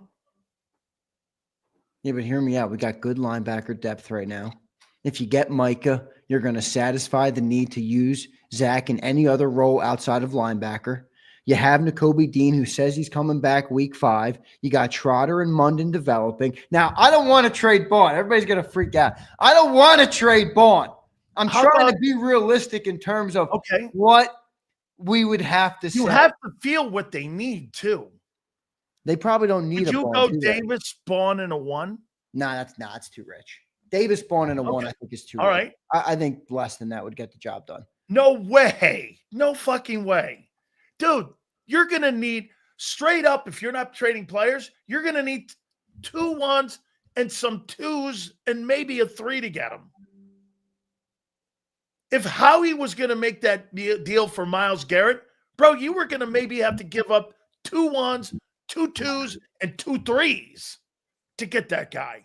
Look at This is everybody not freaking out. cheap. We don't want Micah. We don't want him anymore. We don't want him anymore. Well, guys, if we do it, listen, if you want to even entertain, and listen, That's this is right. sports talk. This is sports talk. We're going to entertain the conversation. You know, if you want to be in the room of entertaining right. the conversation, That's you right. better talk right, because you're not getting them for just a one. This is not, I mean, Trayvon Walker, this is not Trayvon Walker. This is a way different haul in the NFC East. Obviously, a young player who is really, you know, I don't think he's generational good, but I think he's pretty damn incredible as a football player. You're going to have to send a lot for him. You're going to have to give up somebody you love. How about somebody that's going to be up for a contract? You don't think just draft picks would get it done? No, because Dallas needs players too. They can't just surrender players, Xander. They've got to get something back in return. So you're going to get Micah Parsons up and then get this. Worry about next year and you're going to wave the white flag? Look at this Dallas fan. Bond Davis Q in a first. Come on, man. Come on, Matthew Norris. You know that's crazy talk. You know, here, well, wait a minute. Put that back up. I'm going to show you something. I think he's one of our Cowboy fans in here. Okay. I think. Well, here's what I will say to that. The Eagles would never trade 3 players, but they would trade 2 in a first and something else. They're not trading Q though. They got troubles at corner now. They're not trading Coop. They're not trading any guy that's on a rookie contract. Bro, you don't have a football player in your defense better than that guy right now. You don't. And you have to think in those terms. You don't think Jalen Carter's a better tackle? Right now, no. No, he's not. Okay, and because the edge is more valued as a position than D tackle. Well, I don't know. That's part of the Vic scheme where if you can get pressure interior, I think, look, that's why I said Mike is the perfect fit, because Vic relies on pressure. Whether it comes interior or on the edge, doesn't really matter. He needs pressure. Think about it. He's playing a zone-based system. If they don't have pressure on quarterbacks, eventually you're going to break. Edge rushers are making $42 million a year right now. I'm not saying you're wrong. I'm just saying in Vic's scheme specifically, last year, what did they rely on? They relied on more pressure probably from the interior than with Milton and Davis and Carter than they did from Sweat and BG. Now BG and Sweat set the edge. They did a great job. But I'm saying the pressure they relied on was probably more interior. I'd have to double check on that, but no, I agree. And plus, here's the other part of this. Bro, you won a Super Bowl without a guy like that. Exactly, Wayne. Yeah, well, you're right, but you got pressure somewhere. No. This is a different defense. This is a different defense, you know. It would be a different looking defense, but so okay. He played 55% of his snaps his rookie year as an off-ball linebacker and was freaking good at it. And here's what happened, if you remember right, Dexter, what's his name, or the guy, the other defensive end who's in Denver now got hurt. Remember what happened? Nolan, what's his name? Mike Nolan moved him to end, and all of a sudden they found out he could rush the passer. They fell into that. Trayvon Walker is not a bad dude. I called some people over there. They're not fucking doing anything, man. If they do anything, they'll do it towards the trading deadline. If they find out they're 2-5 or whatever, that's when they'll make a move. They're not going to make a move. The kid on the other side, by the way, Josh Allen, they love the guy. But here's to Xander's point yesterday. You're not paying 2 guys $35 million to play. All right, let me run something by you then. Because we were joking, we were talking about Trayvon Walker, who I think is another probably far-fetched. He's really good. He's a great player. Hear me out. Would you rather send a 1 and a 3 for Trayvon Walker and get that player right now and pay him $28 million? Lock him under, get him under contract, 24, 2 straight double-digit sack years, a little bit more of a power rusher, much different than Micah Parsons, but probably would fit pretty well, especially with it if you're able to get, pressure on the quarterback like we talked about. Yeah. Or would you pay the extra premium on top of that 1 and that 3 to go for Micah Parsons, pay him $10 million probably on top of what you would pay Trayvon, probably have to send more capital because of an in-division trade? Trayvon Walker might still be the better deal. Now, Mike, how low the pick is at 31. Now, Mike is the better player, but what's the better deal? Well, do you want to pay $203.4 million over the next 4 years for Micah Parsons? Because that's what it's going to cost you. I'm willing to do that. That's $42.5. That's fine, dude. So you're going to have a defensive tackle making 40. You see what Aiden Hutchinson's talking about? Well, that's where it's going to get tricky. So you're going to have that's where I think Trayvon could be interesting, because you'll probably not be able to pay Nolan next year, but you'll be able to fifth-year option him and get him for another 2 seasons on top of this year. And then you'll have Trayvon under contract. He'll probably be, moving into the later, the end of the Eagles deal. Not the end, but you know how the Eagles do their contracts where things. Walker makes more sense. Yeah. It just makes more sense. Parsons, it makes more sense. It makes more sense because Parsons you don't have. Holy shit! I know Eagles fans don't like him because he's a Cowboy player. Okay. Dude, Micah fucking Parsons on this team. But bro, again, dude, if you're gonna be in a conversation like this, you got to be talking like Carter and Q and Cooper and Mulata. You got to be talking about players like that involved in a trade. You can't just fucking put draft picks aren't going to cut it. The Cowboys are going to want equity back as a player too, because where are they limited? They're limited in the O-line, the defensive tackle position. Hey, dude, I'll tell you what. Would you give Campbell and Davis up in a 1? For Parsons. Campbell Davis in a 1? Yeah. Davis is obviously not because as Davis valuable. Can help the run game. Yes, but Davis, if you get a player like Micah, becomes even more valuable. Like you need that anchor in the middle. Because remember, he's going to eat up blockers and also make Micah's life better. I mean, I think Micah, I'm projecting. People have to understand this as well. And I think everybody should think this way. I'm projecting that any edge rusher we talk about acquiring, whether it be Trayvon Walker, Micah Parsons, or Ebiketie from the Falcons, I'm projecting they are a better football player in Philadelphia because of who they're going to line up next to. Jalen Carter, Moro Ojomo, Jordan Davis, and that's it. With Bond behind you and Quinion and Cooper on the outside. I'm projecting they're going to be better. Is Trayvon Walker going to be better with the Jaguars defensive line next to him or with Jalen Carter next to him? You tell me, everybody. Is Micah Parsons better with Mozzie Smith next to him or Jalen Carter? So factor that in as well, because I think a player at 24, 25, 26 years old is coming here and it's going to take off, especially with a coordinator like Vic, who's seen every type of player, who knows how to get use out of every type of player, outside of a guy like Bryce Huff, which, Bob Brown, I love you, but holy shit, how could you put those two in the same sentence? That's my factor. And by the way, I see a lot of people over here. Micah is overrated. I just want to address it head on, because if you have something to back your claim, I want to hear it. All right. Because I've been on the hill of fighting John. I don't think he's a generational player. I think he's a great player. But production and data. Here, let me give you some data. He's surrounded by shitty guys, dude. He is. Listen, though. 52.5 sacks through 4 seasons so far for Micah Parsons. Pass rush win rate, number 1 among edges in 23, number 3 in 24. Pressure excellence. Since 23, 126 pressures, a 31% pass rush win rate, and a league best 19.1 pressure rate in 24. He led edge rushers in the NFL in double team rate at 31.5. He's been a 90-plus graded pass rusher every year of his career. All right, he wears a Cowboy jersey. Fuck him for that reason. I agree. Great. I don't. Dude, he's a good football player. He's a nasty good football player. I don't care about that shit. I care about what those numbers that you talked about, though. I would say this. Parsons is on a bad football team defensively. Plain and simple. They're just not very good. And they haven't been very good in 4 years. They've been somewhat okay, and most of the time they've been poor. Jerry's not put good talent around him. I mean, look what they did. They went and got Dante Fowler. That's the other guy on the other side for him. I'd rather have Joshua Uche. I mean, look, I think the Fowler kid had a good season a year ago.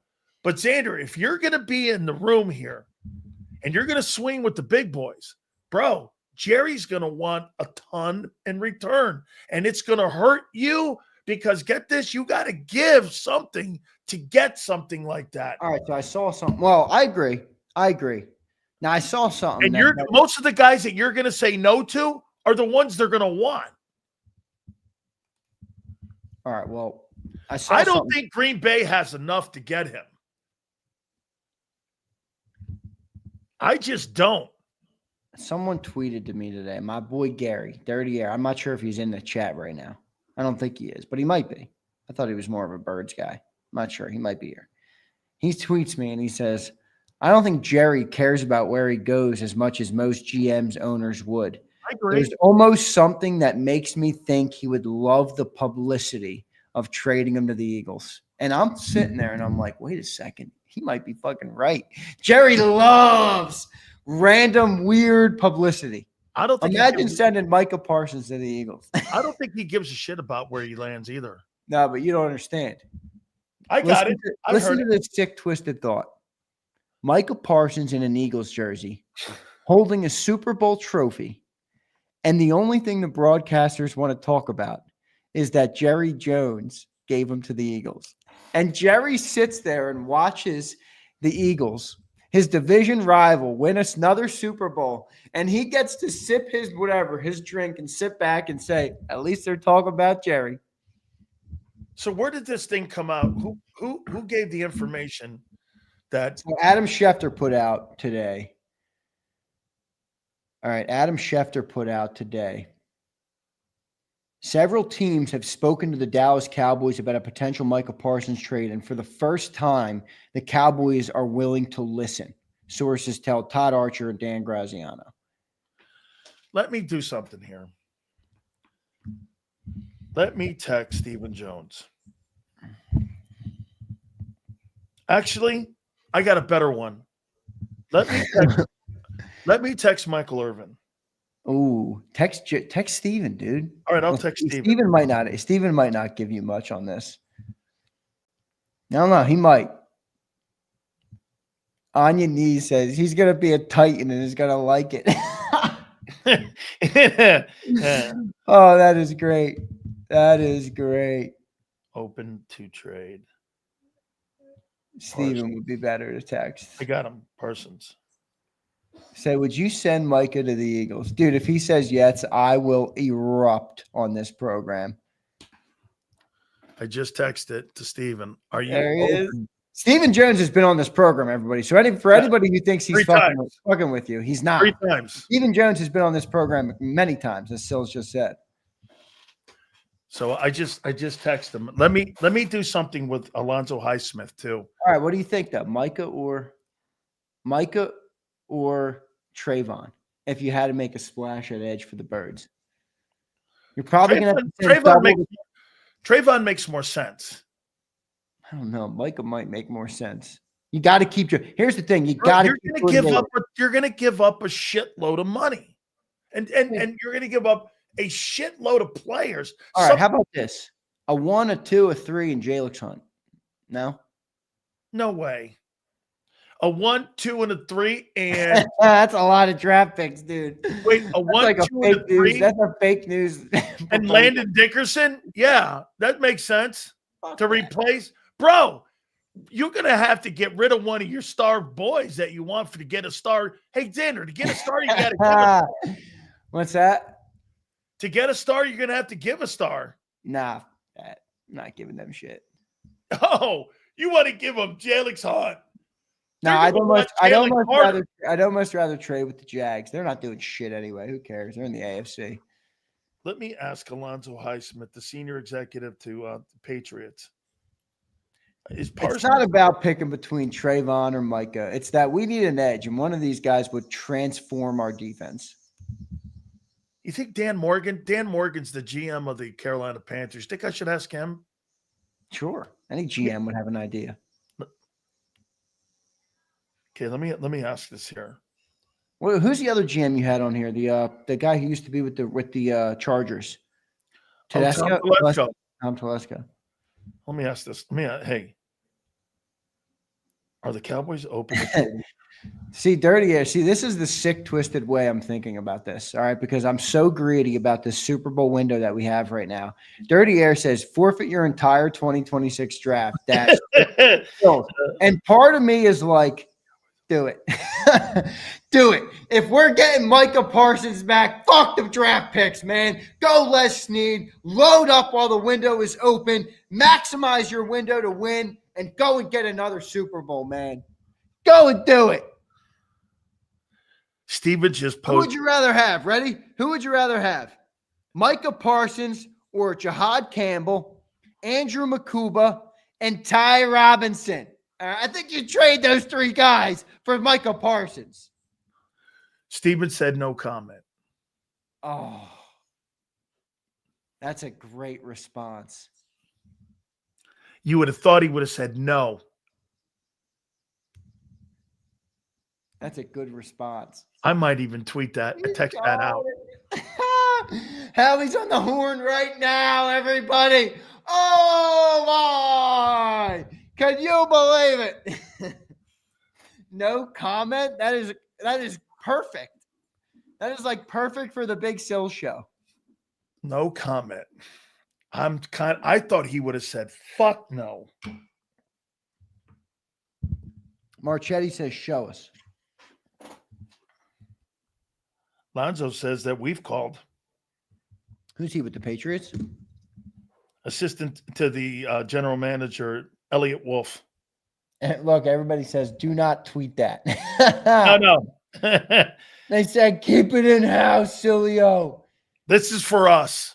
Don't tweet your friend's text. I agree. No. You I'm not. always do that. Drives me crazy. Yeah, I know it does. I'm not doing this one. Cowboys will never talk to me again. Yeah, don't do that. No. Don't tweet their text. No fucking comment. No comment. I don't know. I'll take Trayvon. I'll take either one. Bottom line is, if the Eagles want to maximize their window to win Super Bowls and take advantage of this moment with Saquon at 28 and the offensive line as good as they are, and Jalen at 27 years old, and the defense as good as they are, or at least as, before they lose anybody, if they do have to lose anybody, to pay Jalen Carter and Cooper and Quinion, you got to think realistically. You're not going to pay everybody. All right. Okay, I got another one for you. I think you got to make a move, though. The Tampa Bay Buccaneers have contacted the Cowboys. Yeah, that doesn't surprise me at all. Jason Light has contacted the Cowboys for Micah Parsons. They could trade Hassan Reddick and that other guy they have on the other side in draft picks. Cody says, show my paid comments. Third time you guys all haven't. Cody, that is fake news. No, we're going to do that. We always do. Cody, the world doesn't revolve around you. We do it at Cody, the end of the segment, dude. Holy at the end of the shit. segment, Cody, we read all super chats. Holy shit. You new here, Cody? Oh, my goodness. Holy cow, dude. Man. Guys giving me a hard time about I'm 2 hours. give I'm you a talking about trade. Micah Parsons, Cody. I'm going to give you a trade, dude. Micah Parsons. A 1.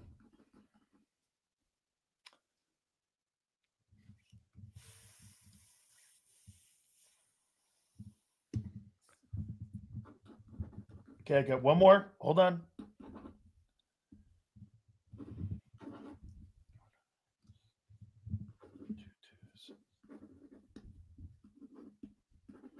Okay, ready? A first-round pick, a contingent, conditional first-round pick, which will start as a 2. But if Jordan Davis plays well for them, it stays at a 2, and he doesn't play over 28%, it goes to a 1, and it's 2 1s at 30 or 31. A 2, another 2, and 2 3s. That's a lot of draft picks. 5 draft picks? No. First round pick, a contingent 2 like you said, conditional, that could be a 1. So that's 2. And then Jordan Davis, and then 2 3s. That's 4. That's 4 draft picks and Jordan Davis. We need the run stopper with a player like that. Hey, well, dude, you're being greedy now. You shouldn't have got rid of Thomas Booker. Okay? I'd probably do that, but we kind of need Jordan Davis. Oh, would you rather have Jordan Davis on your team, or would you rather have? I don't know. Well, listen to me. Hear me out. I got you. You're not wrong. No. Jordan Davis is going to get a new contract that's worth $18 million a year. Nolan Smith's going to be due a contract in a couple of years that's going to be $28 million. Are you paying Nolan Smith when you're paying Micah Parsons $40? No, you're not. How about Nolan Smith, a 1 and 2 3s and a 2 or whatever you said? Nolan Smith? Yep. I know it's counterproductive because you want to improve the edge room, but you cannot pay all these guys on defense. If Micah comes, something's got to give. The history They're of the not getting rid of Jalen Carter. I'm gonna play the other side. I'm gonna play the Cowboy side with you. Yeah, the injuries to Nolan bug me, man. I mean, I won't lie. When we were recruiting him coming out of Georgia, he had a shoulder injury, and from what we understand, he still suffers from it. He had it in the offseason again. And I'm kind of with Charlie, dude. The more I talk through this, as much as Micah is a damn good you're player, gonna have to give too much up for it. I think it's too much. I'd rather go for a guy like Walker that's going to cost me a 1 and a 3, and I can keep the train on the tracks for a couple more years. Micah, you might have to really do too much. You're going to. Like, get this. Jerry's going to want to trade with shitty teams because he's going to fucking hate the player. And he's also going to want high draft. Like, putting him in Cleveland on the other side, they're not paying a quarterback. Remember, think of places that don't have a quarterback, Xander, that you're not paying money to. That's where another place where you're talking of him landing. Green Bay's paying a guy $55 million. So you go to a place that has a rookie quarterback right now, or somebody not paying a ton of money. Like, I mean, how about San Francisco? That wouldn't be good. I wouldn't be happy with that. How about the Rams? Yeah, I wouldn't be happy with that one either. And I'll tell you another one I wouldn't be happy with. I wouldn't be happy with the Packers. I mean, the Packers aren't going to be good, but they're close enough. I mean, they're close enough. Want to send them Micah Parsons. Come on, man. It's an NFC team. I don't want to send them Micah Parsons. Although that NFC North, if they got Micah Parsons, holy shit, that would be like a freaking chamber, man. Dan Morgan said that he goes, those initial reports by Schefter, he thinks there's 12, 13 teams that have contacted the Cowboys. I'm not surprised at all, dude. I said, are you one of them? He goes, yeah. Look at Shady. Yeah. Our passing game sucks anyhow. AJ for Micah. Shady is, this is the unfortunate truth. And if the Eagles wanted to consider this, I hate to say it, but Howie would think about this more than fans would like to admit. Because they got him. They got seed. Oh, wait, but he's a slot. Dude, they got Pickens too. They don't need AJ Brown. AJ Brown, CD, and fucking Pickens. Oh no, man, that sounds like that's moving the sticks, dude. Yeah. See, this is what I think too. Your GM should be fired if you don't call. Agreed. I agree. Yes. Dude, you gotta have a gauge in the market. Well, here, I do have a question for you about that. I heard old Howie talking the other day about, hey man, we ain't done yet. Britton Covey and Marcus Epps. Come on now. Oh, you're not good. I think the Micah Parsons conversation was more fun than that. Yeah. You don't want to talk to me about Marcus Epps and Britton Covey, do you? Britton Covey. What do you make of that? They bringing him back. I don't think that maybe he. I don't think they're all punt returner. I mean, that's probably what Britton Covey's here to be. But we'll see. Yeah, I guess. I mean, I don't think depth anywhere other than punt returner. Epps depth, Epps is depth. Yeah. Yeah. That's kind of That's kind of a weird move, though, isn't it?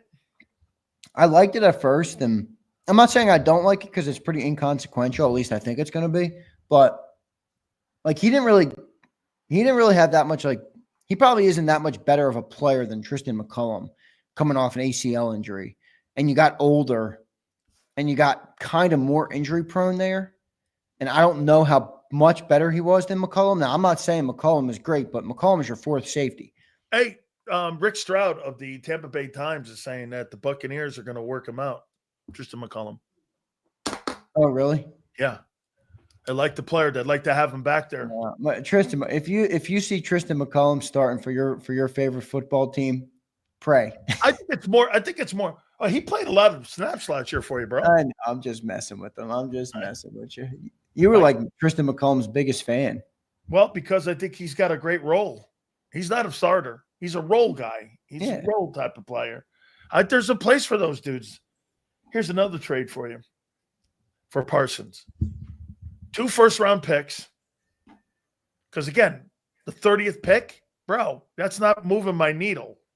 I need 2 1s. Because you know what I'm going to try to do next year? I'm going to move off the deck and I'm going to go try to get me Arch.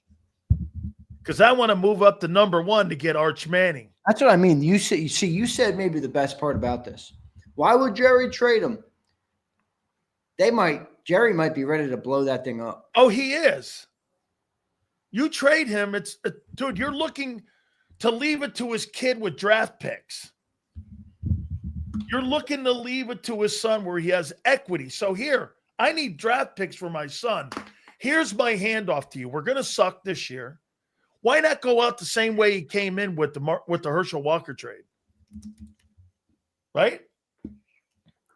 Howie Roseman. Trading for – my DMs are just blowing up. Sills, we got to do this. Oh, my God, they're blowing up on Micah Parsons. Eagles, Parsons, Sileo, this has to happen.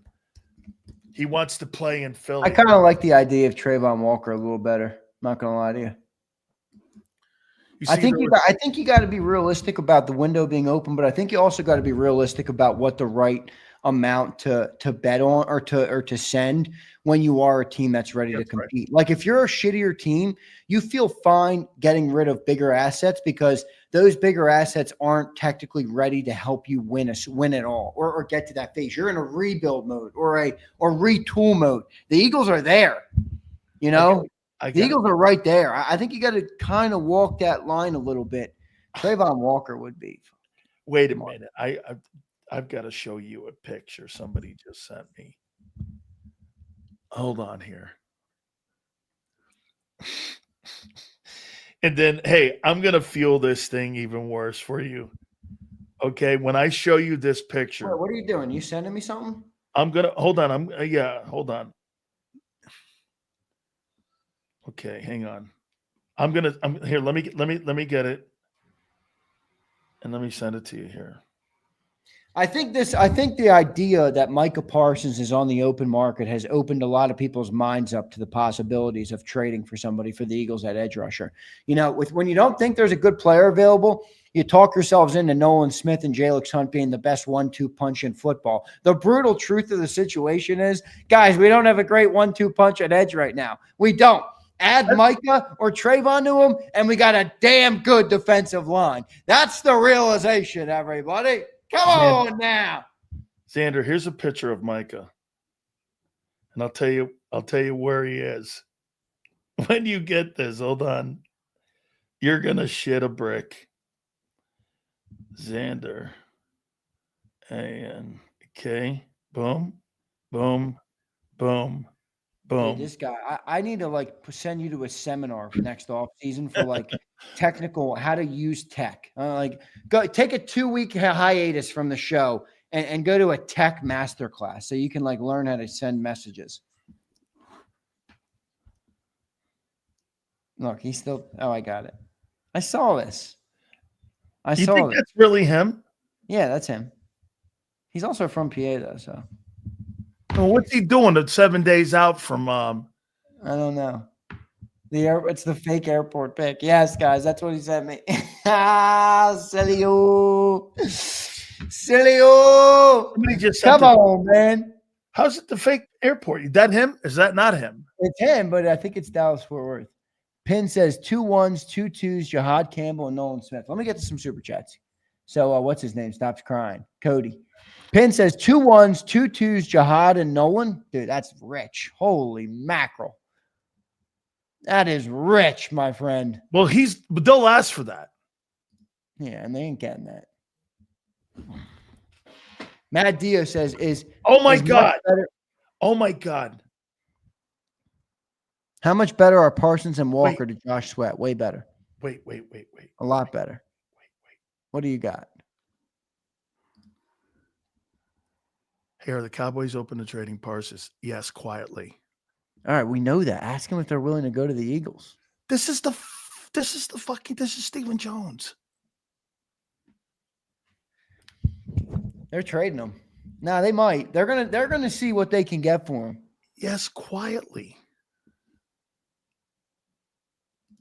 You ain't getting that for a rusty Micah Parsons. That's the most Philadelphia comment I've ever read. I love it.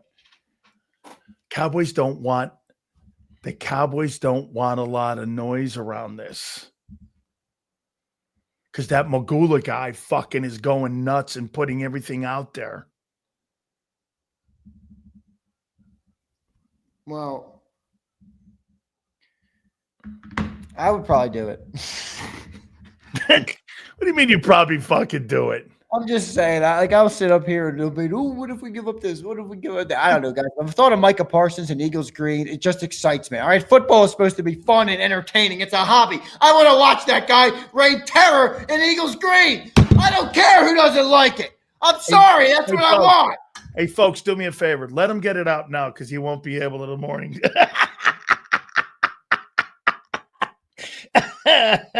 Bro, I got Steven telling me quiet. Hey, we got a bunch of trade offers here in the thing. Let's read them. All right, let's read them.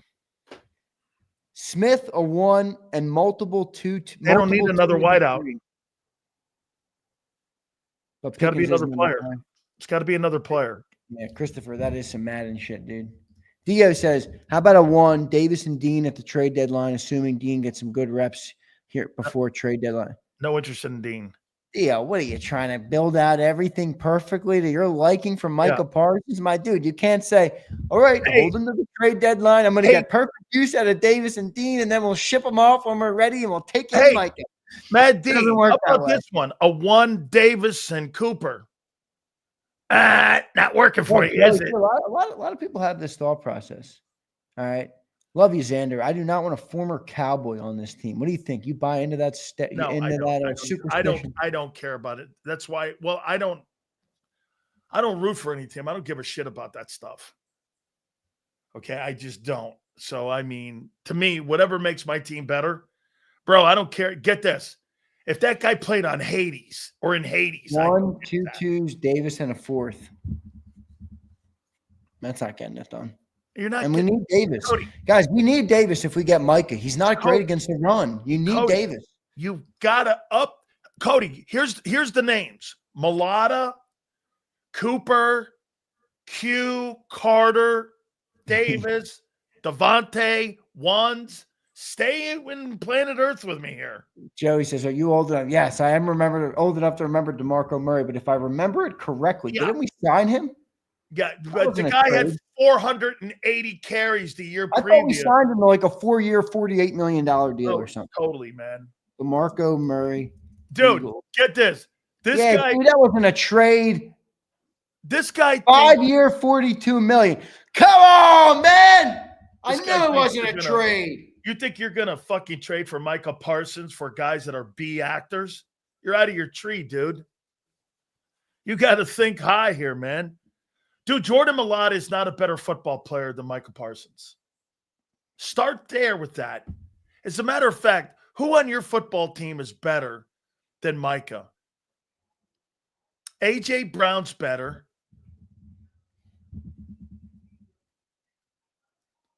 There's nobody on your football team better than Myles Garrett. When you think in that room, you've got to stay in that room. Gubby says, Stiffney Brown, Weenie Bingo, Johnny Mack for Mike. Johnny Mack catching strays. Stiffney Brown and Weenie Bingo. You got to be kidding me, man. You got to be absolutely. Lane's too old. Lane's too old. Lane's not even part of it. I don't think he's. And by the way, he's untradeable. The Eagles would never dump that guy. Wouldn't you rather have kept Milton and Josh? I don't think so. I'd rather have Josh at 18. Yeah, it's cheaper and it's more cash effective, and my edge rushers look better next to Morrow. Josh was getting older though, and he had those knee problems. He's 28. He had knee problems, major knee problems. He wasn't even supposed to get to the NFL because of those knee problems. You know what? And that's probably going to be. Just saying, it might take a couple years back of his career. You know. By the way, they're really excited about Milton up there. He had a great camp. Alonzo says he was spectacular in the preseason and everything, so I'm happy for him. Micah may be a better pass rusher than Nolan, but he isn't a better player. He is a better player. You think Nolan Smith's a better player than fucking Micah Parsons? Twiz, you consistently lose points with me with your asshole takes when you say that you believe that Nolan Smith is a better football player than Micah Parsons. Come on, dude. Yeah, Twiz. What are you talking about, Twiz? I love you. That is a man. comment. He's a better pass rusher and a better player, man. What are you smoking? Dude, you're out of your mind. Twizzler, dude. Twizzler. It's fucking stupid. He constantly is. Twiz, this guy's graded with the Myles Garrett's of the world, dude. Listen, come on. I think he is a fucking baby. But let me tell you, when you get a zip code change and you're in a different environment, you're in a winning environment, it does happen. We don't care about being a baby. I care about being a good football player. It's the same reason I don't care about Gardner Johnson or A.J. Brown reading a book, because they're good football players. I'm not going to whine about him being a baby. Micah Parsons got an attitude. Who gives a shit? He's one of the best edge rushers on planet Earth. I'll take him. Dude, and you know what, too? I'm with Twiz. You're with Twiz. Of course you're with Twiz. Because you overvalue your players, like you did with Keely Bingo.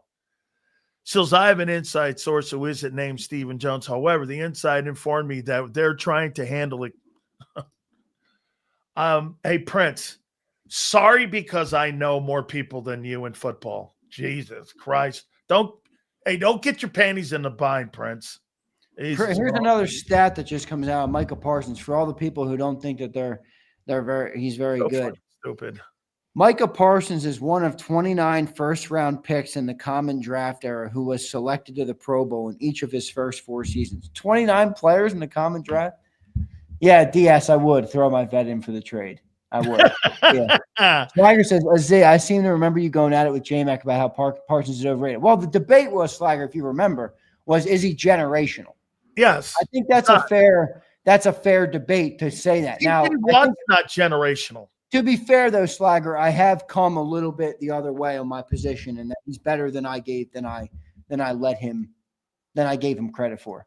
We got more supers. Let me read Cody's because he was going in tears. I'll come back and finish the rest if we got JAKIB. Cody says Rager was our number 1 at the time. Smitty was the right call. He's talking about the draft when they took Smitty over Parsons. Yep. I don't like to play backwards either.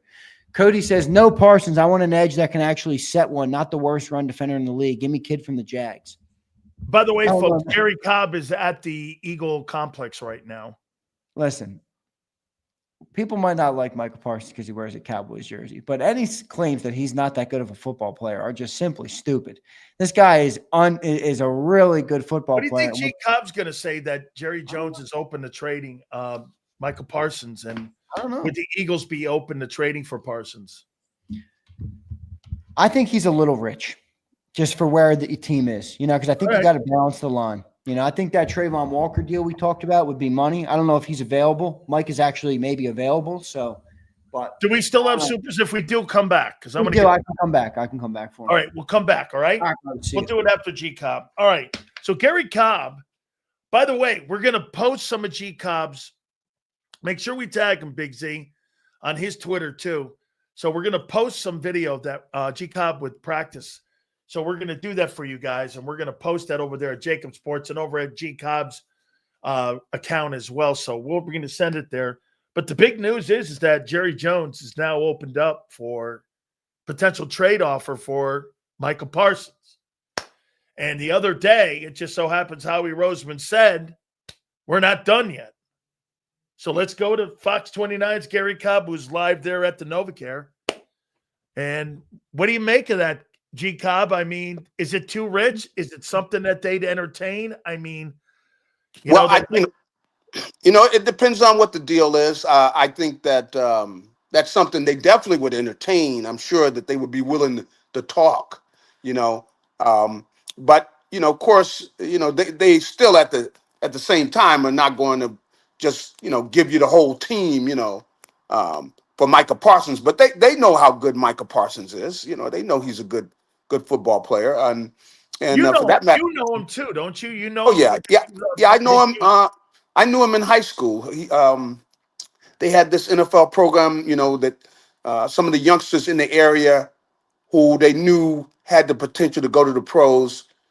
They set up, this thing where we sat down and talked to him. So I sat down and talked to Micah when he was in high school, and you know, he listened, and he's level-headed kid, asked some good questions and everything.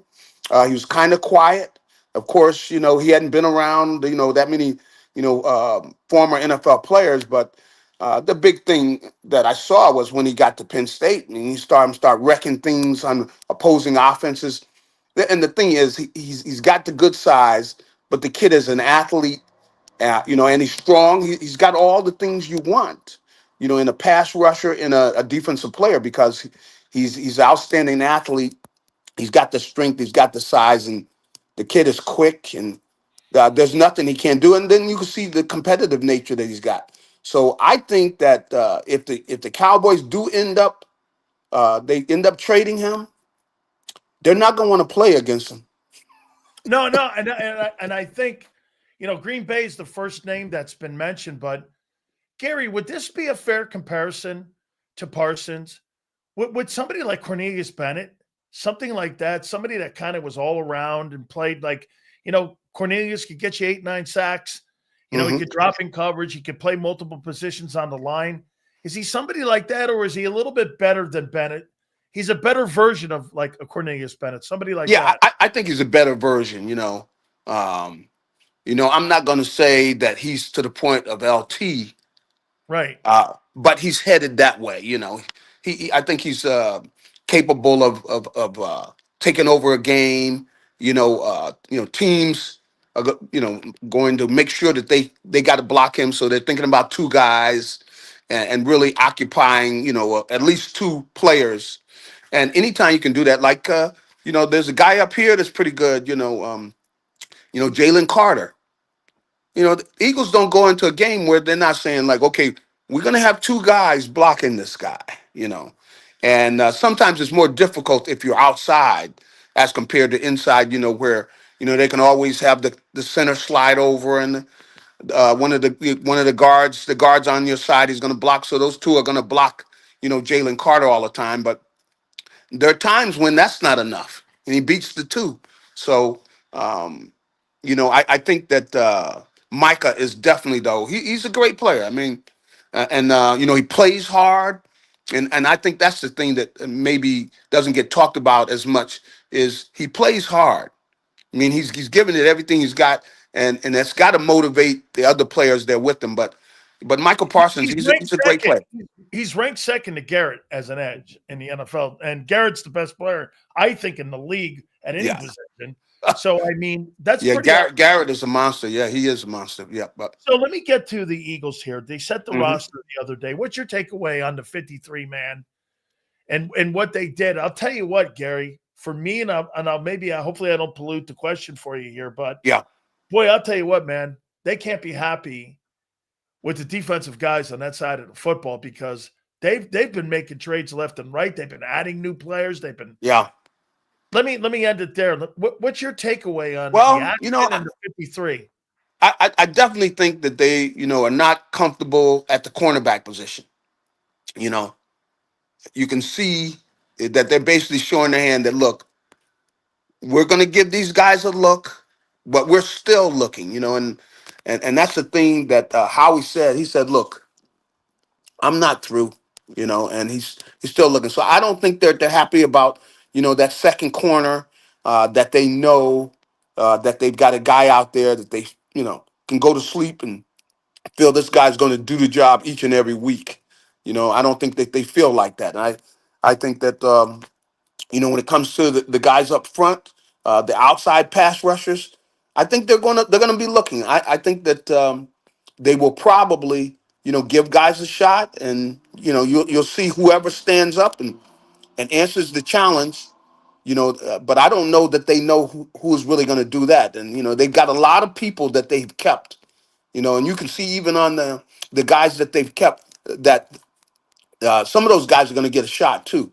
If nobody steps up to the plate and nobody does it early, you're going to see them. They're going to continue to look around the league. They're going to look at these guys that they've got in here in different situations, but they're playing all of the game to try to occupy or basically have on the roster, however it is, whether they're going to play this week or not, as many guys as they can get so that they will, hopefully they say, find enough guys that are going to step up, that are going to show that, wow, man, this guy was better than we thought he was, but somebody's got to step up. But that hasn't really happened just yet. So that's why you got, that he's not sleeping at night, and he's still thinking about, what else he can do.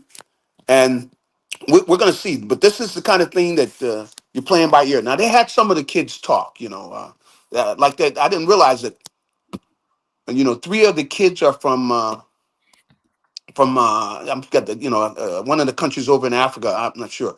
But yeah, 3 of the kids from the same country in Africa. And they were talking. But these kids are pass rushers. We're going to see, how they make out, man. But I don't think they know yet. They don't know who's going to shine. They don't know about that cornerback position. I think everything else they feel good about. Now, you could still get surprised and disappointed, but I don't think that they. I think they're comfortable with everything else. But you got the corner, and you got the Safety, pass rushers. the safety too. I mean, look, Well, McCuber's hurt. McCuber's hurt. By the way, Gary, I'm just so sorry. you know, You're right. I'm sorry. hey, You're right. I hey, forgot. hey, Yeah. just so you know, just a couple minutes ago, Tristan McCullum got claimed off waivers by the Raiders. I Okay. thought maybe they would want him coming back too and put some more depth back there because they just went and got Marcus Epps I for know. some depth back there. But I mean, Gary, McCuber's hurt again. I mean, Sydney has still shown issues when it comes to getting people on the ground. I mean, that's still got to be a trouble point right there at that safety spot. Well, I think you can see with the activity, Yeah. and I didn't mention the safety spot, but you're right. I mean, look at the activity. If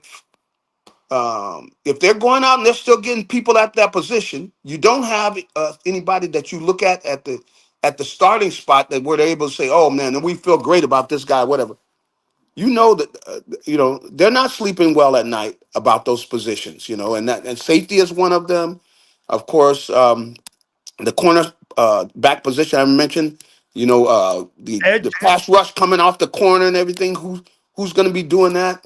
How about the depth at D tackle? Well, Carter goes down. I mean, you're talking Gabe Hall, Bryman Young.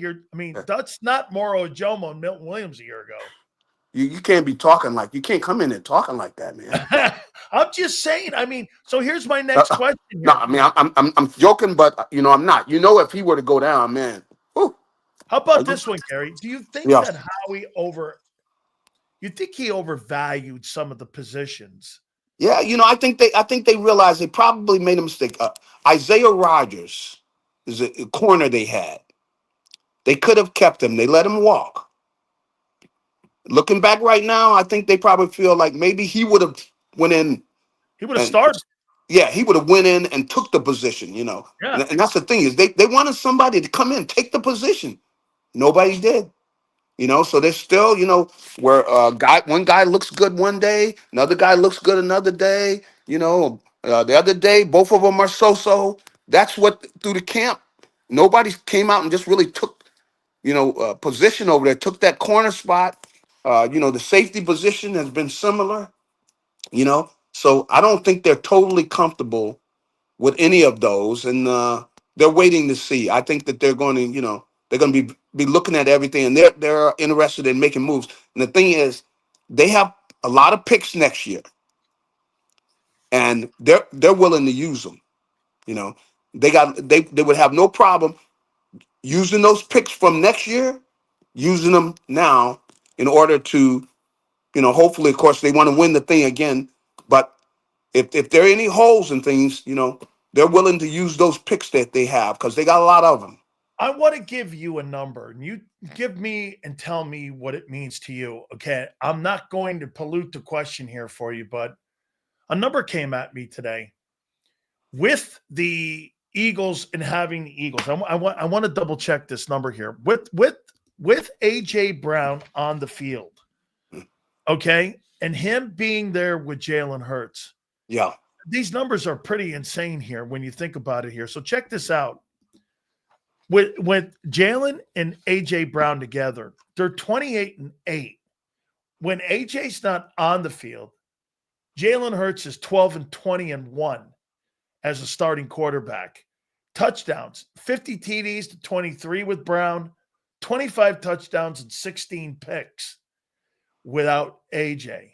I mean, I always thought, and I was under the impression potentially that Barkley was the most valuable player to Hurts and the offensive success. Mm-hmm. Why is AJ, in your opinion, such a big integral part of that offense? Because if he's not on the field, that offense doesn't move. Well, I think it's pretty clear. You know, he is a marquee receiver, meaning like they don't feel comfortable with him being one-on-one. They don't think there are too many guys that match up against him real well because you need a big physical corner to really be able to slow him down when he's going on his release. And it's hard to get a guy who, it's hard to find a guy who's big enough to get up and be physical with him and run with him. See, the combination of the two. So usually he ends up getting a guy, let's say the guy can't run with him, but he can't stop him from releasing as fast as he wants. And then he can take him inside and a lot of times work off the slant route, and then he could run that slant route, and then he comes back out to the corner and different things. And he's a hard matchup because he can run, and he's a big, strong man. You know, he's about as strong as a tight end, only he's playing wide receiver. So he's not he's a tough guy to match up with. And I think that a lot of times, because they respect him, a lot of times, when he's lined up, I think it affects what they call against the Eagles. Do you think he's a tougher matchup than T.O.? It's very similar. That's what it sounds like to me, because it sounds like you were meant. That sounds like the description of what you play and how you play T.O. That's right.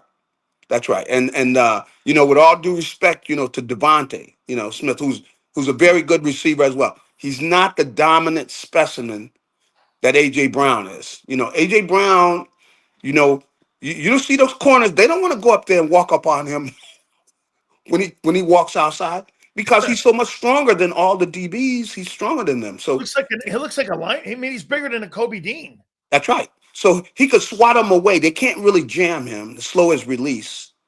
And so he's a hard matchup. And so he can work inside and things, and he's very physical. And so cornerbacks are not crazy about dealing with him. And he's just a tough matchup. So I think the defensive coordinators respect that, and it affects what they call. It affects what they call. And then you bring in Saquon, and you really got a defense in a tough situation. Are you going to play run, or are you going to try to take away the pass? What are you going to try to do? You're going to move everybody up. You're going to try to take away run, stop these guys from running the ball. Well, they basically can throw the AJ anytime they want to. And that's why at times, he got a little flustered with not getting the ball because he said, hey, either they got a guy out on me, he cannot cover me, and he wants the ball, or he sees the coverage they're playing and that he can eat the coverage up. But he doesn't get the ball because they were running the ball with Saquon, and so.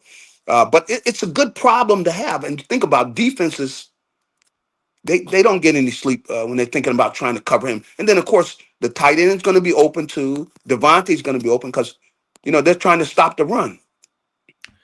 Two last ones here for you. Why not put Britton Covey at punt return? I'm not Britton Covey. Excuse me. I know he's just been added. They brought Covey back. I know they did. They put him on the practice squad now. Yeah. Why not put Cooper DeJean back there in punt return? Because, somebody must have had a nightmare of him getting hurt or something out there on that. Now imagine if he got hurt. I mean, he is so valuable to this team because of the corner problem. Come on, if they have to, they might have to put him out there, and they might have to move somebody in at the nickel spot. And it might get to the point to where they say, we don't want to do this. We got to have him play corner. He's our best corner that we have, and so they might have to play him there. So I think that's he's just too valuable for this team to lose. See, they're not the same team. If they were to lose Cooper, especially on a punt return when, their punt returners are more apt to get hurt than cornerbacks, you know, because you got the ball, you're running with the ball, you got guys going to hit you. They really do not want Cooper DeJean. They don't want him returning punts. And hey, and I'm rooting. I'm rooting for the Eagles, right? I don't want him returning punts, because he's too valuable to their defense.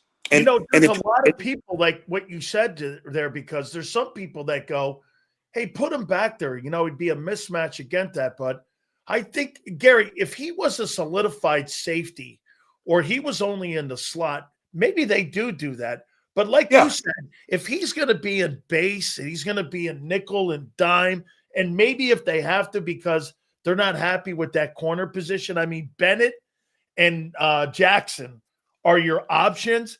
So you're saying to me, you think this, look, the value in him is we got to figure out where he's going to play on Sundays. Yeah. And one of those positions is not punt return. That's right. And regardless, they have decided, and they were talking about this early in the camp, regardless of what they're playing, they want him on the field. Meaning, like, if he's going to line up at corner, then he lines up at corner. But most, they're going into the season thinking he's going to be lining up at one of the safety positions, But regardless, they want him on the field because he's one of their best players, period, Because you think of it, how many corners there are in the league will come up and tackle like he will. And he covers, he's got great cover skills too, the kid. So I think that they don't want to run the risk of him getting hurt, so they don't want him returning punts. They don't. I don't. One last one here for you, Gary. Mm-hmm. I think one of the most undercovered stories is Barkley and what it's going to look like for him. We all talk about with Jalen, all this and that, what it's going to look like, the passing game. What's he going to look like? I mean, are they going to give him 350 plus carries again? I mean, I don't see it, man. I don't see how you follow up with a 26, 27-year-old player, giving him 800 carries in 2 years combined and thinking that's smart. Or do you run the tires off the car? And do you run the treads off the car, Gary? Do you do that? I mean, how will this play out with Barkley this year? I don't think that I don't think they want to have to do that. I think they want to go into games, I think, where they start off running the ball, but I do not think they want to give him the ball as much as they did last year, and but at the same time, I think that they're going to maybe start the game where you show the running game, but then you throw the ball, you get ahead of people. That's what they would like to have happen, where they get ahead of people. Then they could rest him, they could shut him down and stuff because they know how important he is to the team. But I think that I think we're going to have to wait and see as to which what happens, because remember last year, they were having some problems throwing the ball and turning the ball over. See, that's the big thing. Is right. You're running the ball. You don't turn the ball over running the ball. Turnovers. That's right. So I think we're going to have to wait and see what happens. If they can throw the ball and they're not turning it over, then they'll probably throw it more. But if they get to a situation like they got in last year, where they're turning the ball over, you're going to see them go back to the same thing. They're going, look, because I think that's why they brought Dylan in here.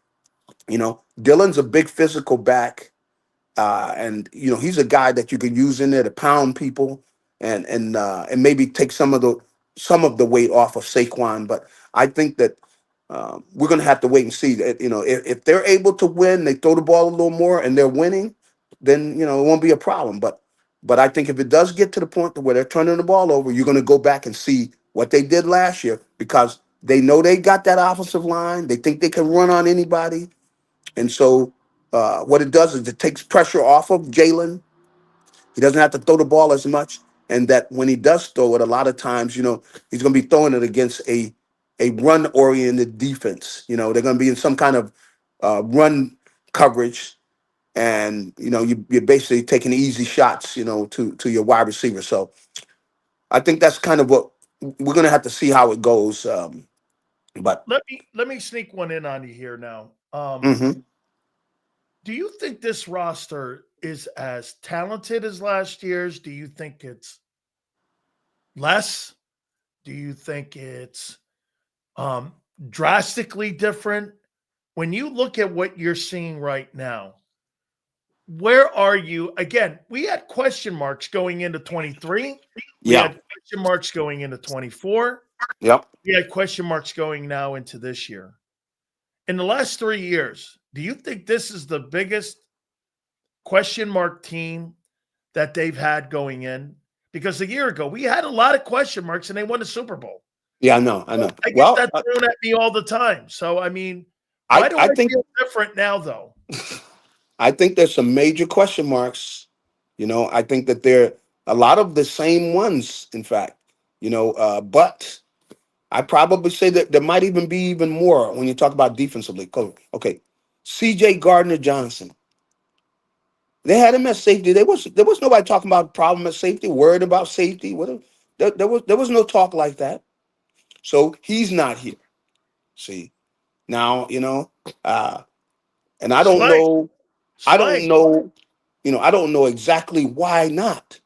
Because I don't know exactly why he was traded. What exactly happened? What is, you know.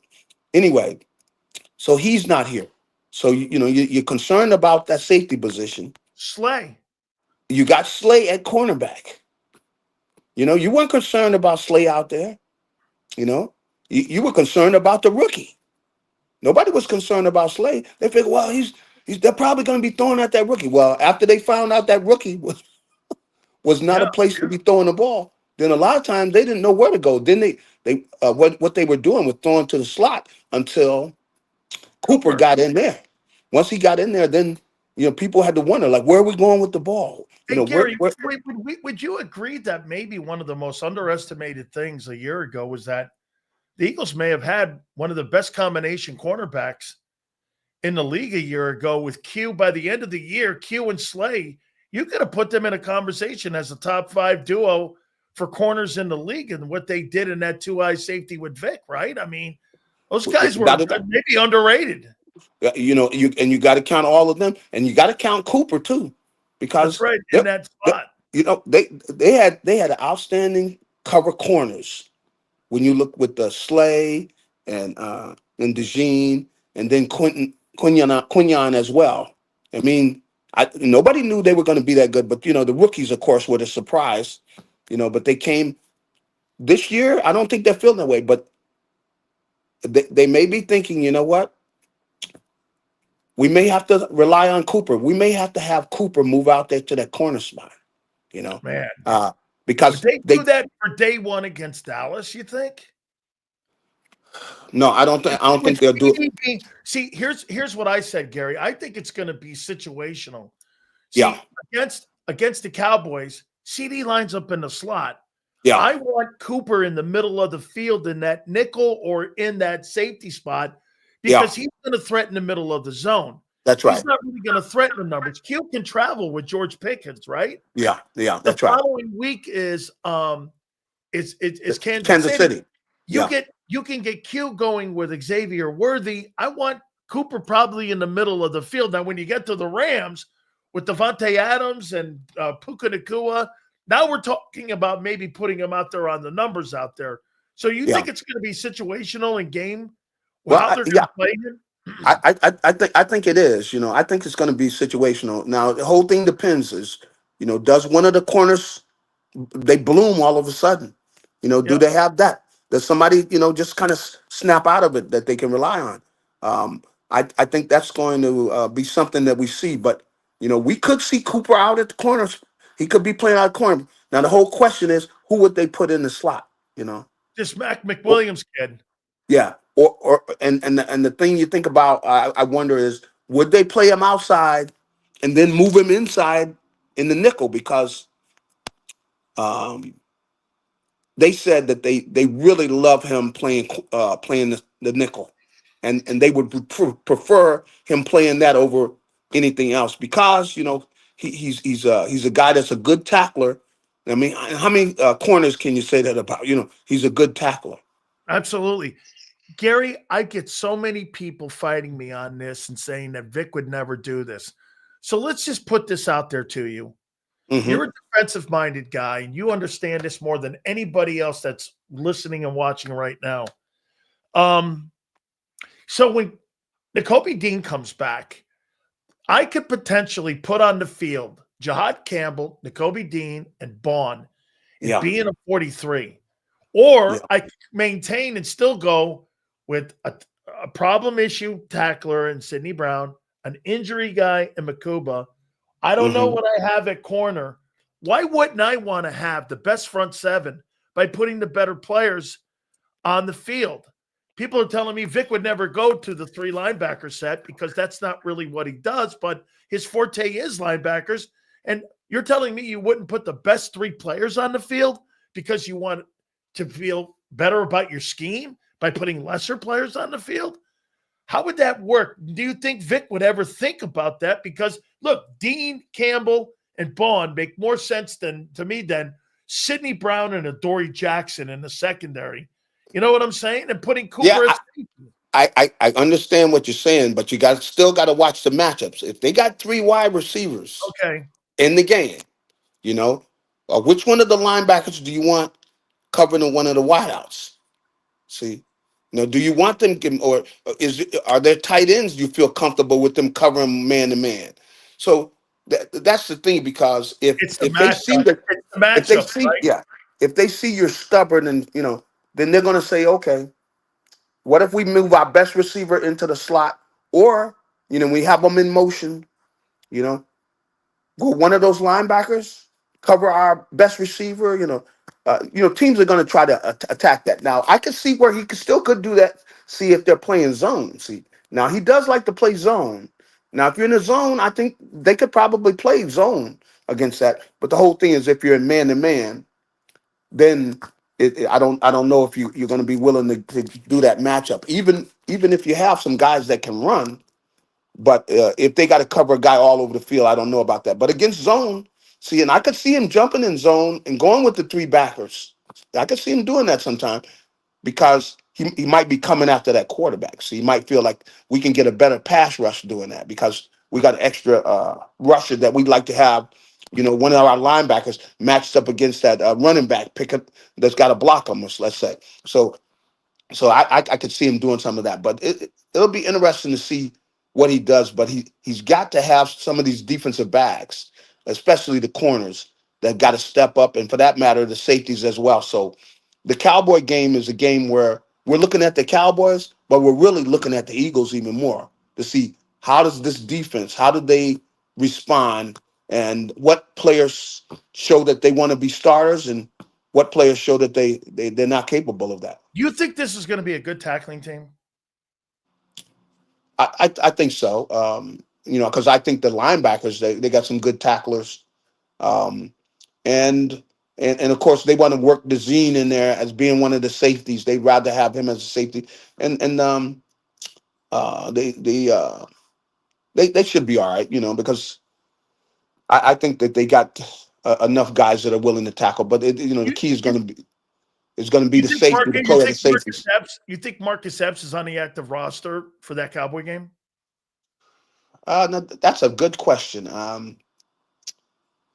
I mean, he's a veteran guy, has been around a lot. He should be able to pick up what they're doing pretty quickly. So I think that I could see that, and because I definitely think they brought him in because, they're not thrilled about what the player there's no doubt. There's no doubt they're not thrilled. G Cobb, this has been awesome, man. Way to give us the insight. We're going to put that video up too. We appreciate everything you do. Brother, we'll catch you on Monday, or actually Tuesday. Thank you so much, my friend. Hey, have a good one. You got it. Gary Cobb giving us a skinny up there at NovaCare. He was over at the Eagle Complex, so we really appreciate him doing this for us here. So all good, guys. Xander and I are going to do some super chats. I know some of you guys had some super chats yet to go. You guys posted some of them here. I think Howie Roseman, I think, he's possibly not done yet with the roster here. So, probably by next week, I would say that we're going to see a little bit more of a settling of the rosters, but see what you say. Again, I mean, obviously the news of the day is Micah Parsons being potentially dealt. Micah said he didn't need to be the highest paid, and he's looking to be the highest paid by a few $1 million. Okay? Okay, you just can't leave an agent out of it because you want some players aren't no, Crowley, this is a proper take here. Ask yourself this. Why in the world would I want to get into a negotiating with Jerry Jones, who is a professional contract negotiations guy? It's so far over my head. The guy cuts thousands of contracts each month. He's a professional at dealing with player contracts, construction contracts, everything. Every loophole there is possibly to know, he knows it. I'm a football player. Why in the world would I want to be in a position where I could have and be taken advantage of? As Yale said a couple days ago, that's bad business, man.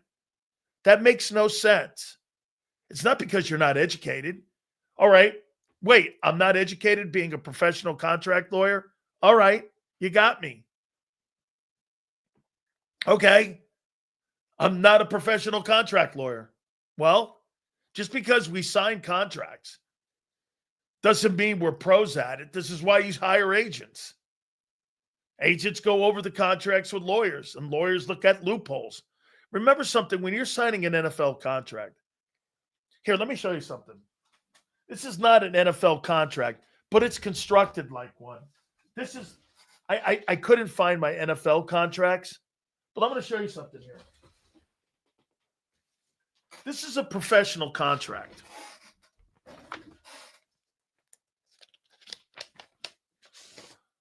Okay? These are professional contracts. And I don't know why I saved this one. I've signed like Lions, Cowboys, Bucks, World League, Canadian. But look at this.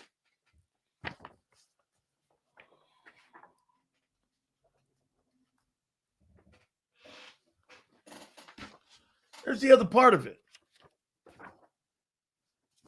Sign your name on the dotted line.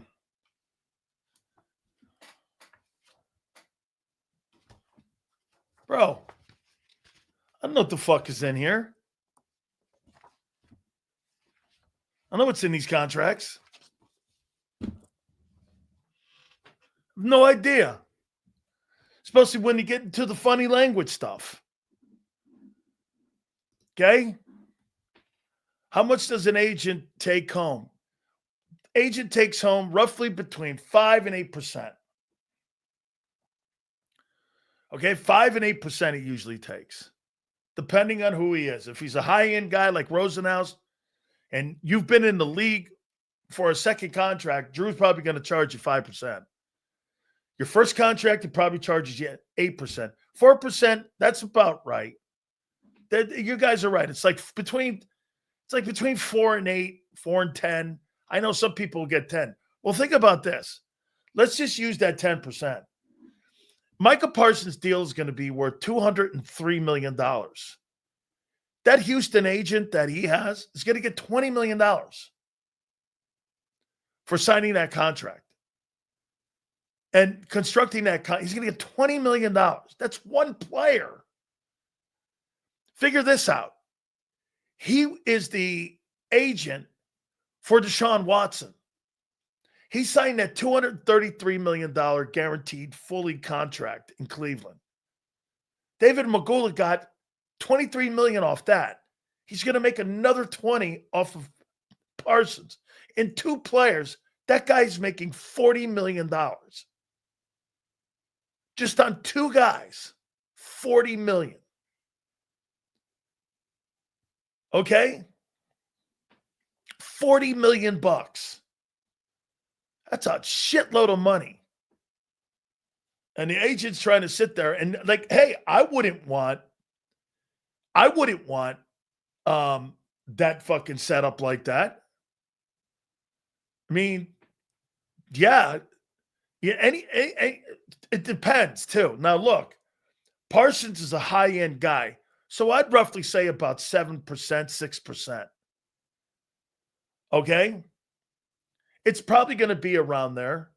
My agent took, Randy Fataha and Bob Wolf took 6.5%. I think they took 7% when I signed my contract. So again, they took $70,000 from me when I got I signed $1 million contract.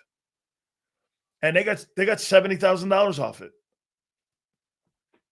Plus expenses, legal expenses. Something like $100,000 they took off me. That was back in '87. And as you get bigger, the scale comes down a tad. And especially when you're going into your second and third contracts. Okay? Because again, I mean, you really don't need the agent after that. So we got some supers that we're going to read. So, all right, let's go here. Let's go to Xander here. We got breaking news, Big Sills. Major breaking news. Micah Parsons traded to the Green Bay Packers. Holy piss. 4-year, $188 million deal done by David Mulligetta. $47 million per year. Parsons is the highest paid non-QB in history, and that's 2 first-rounders for Dallas.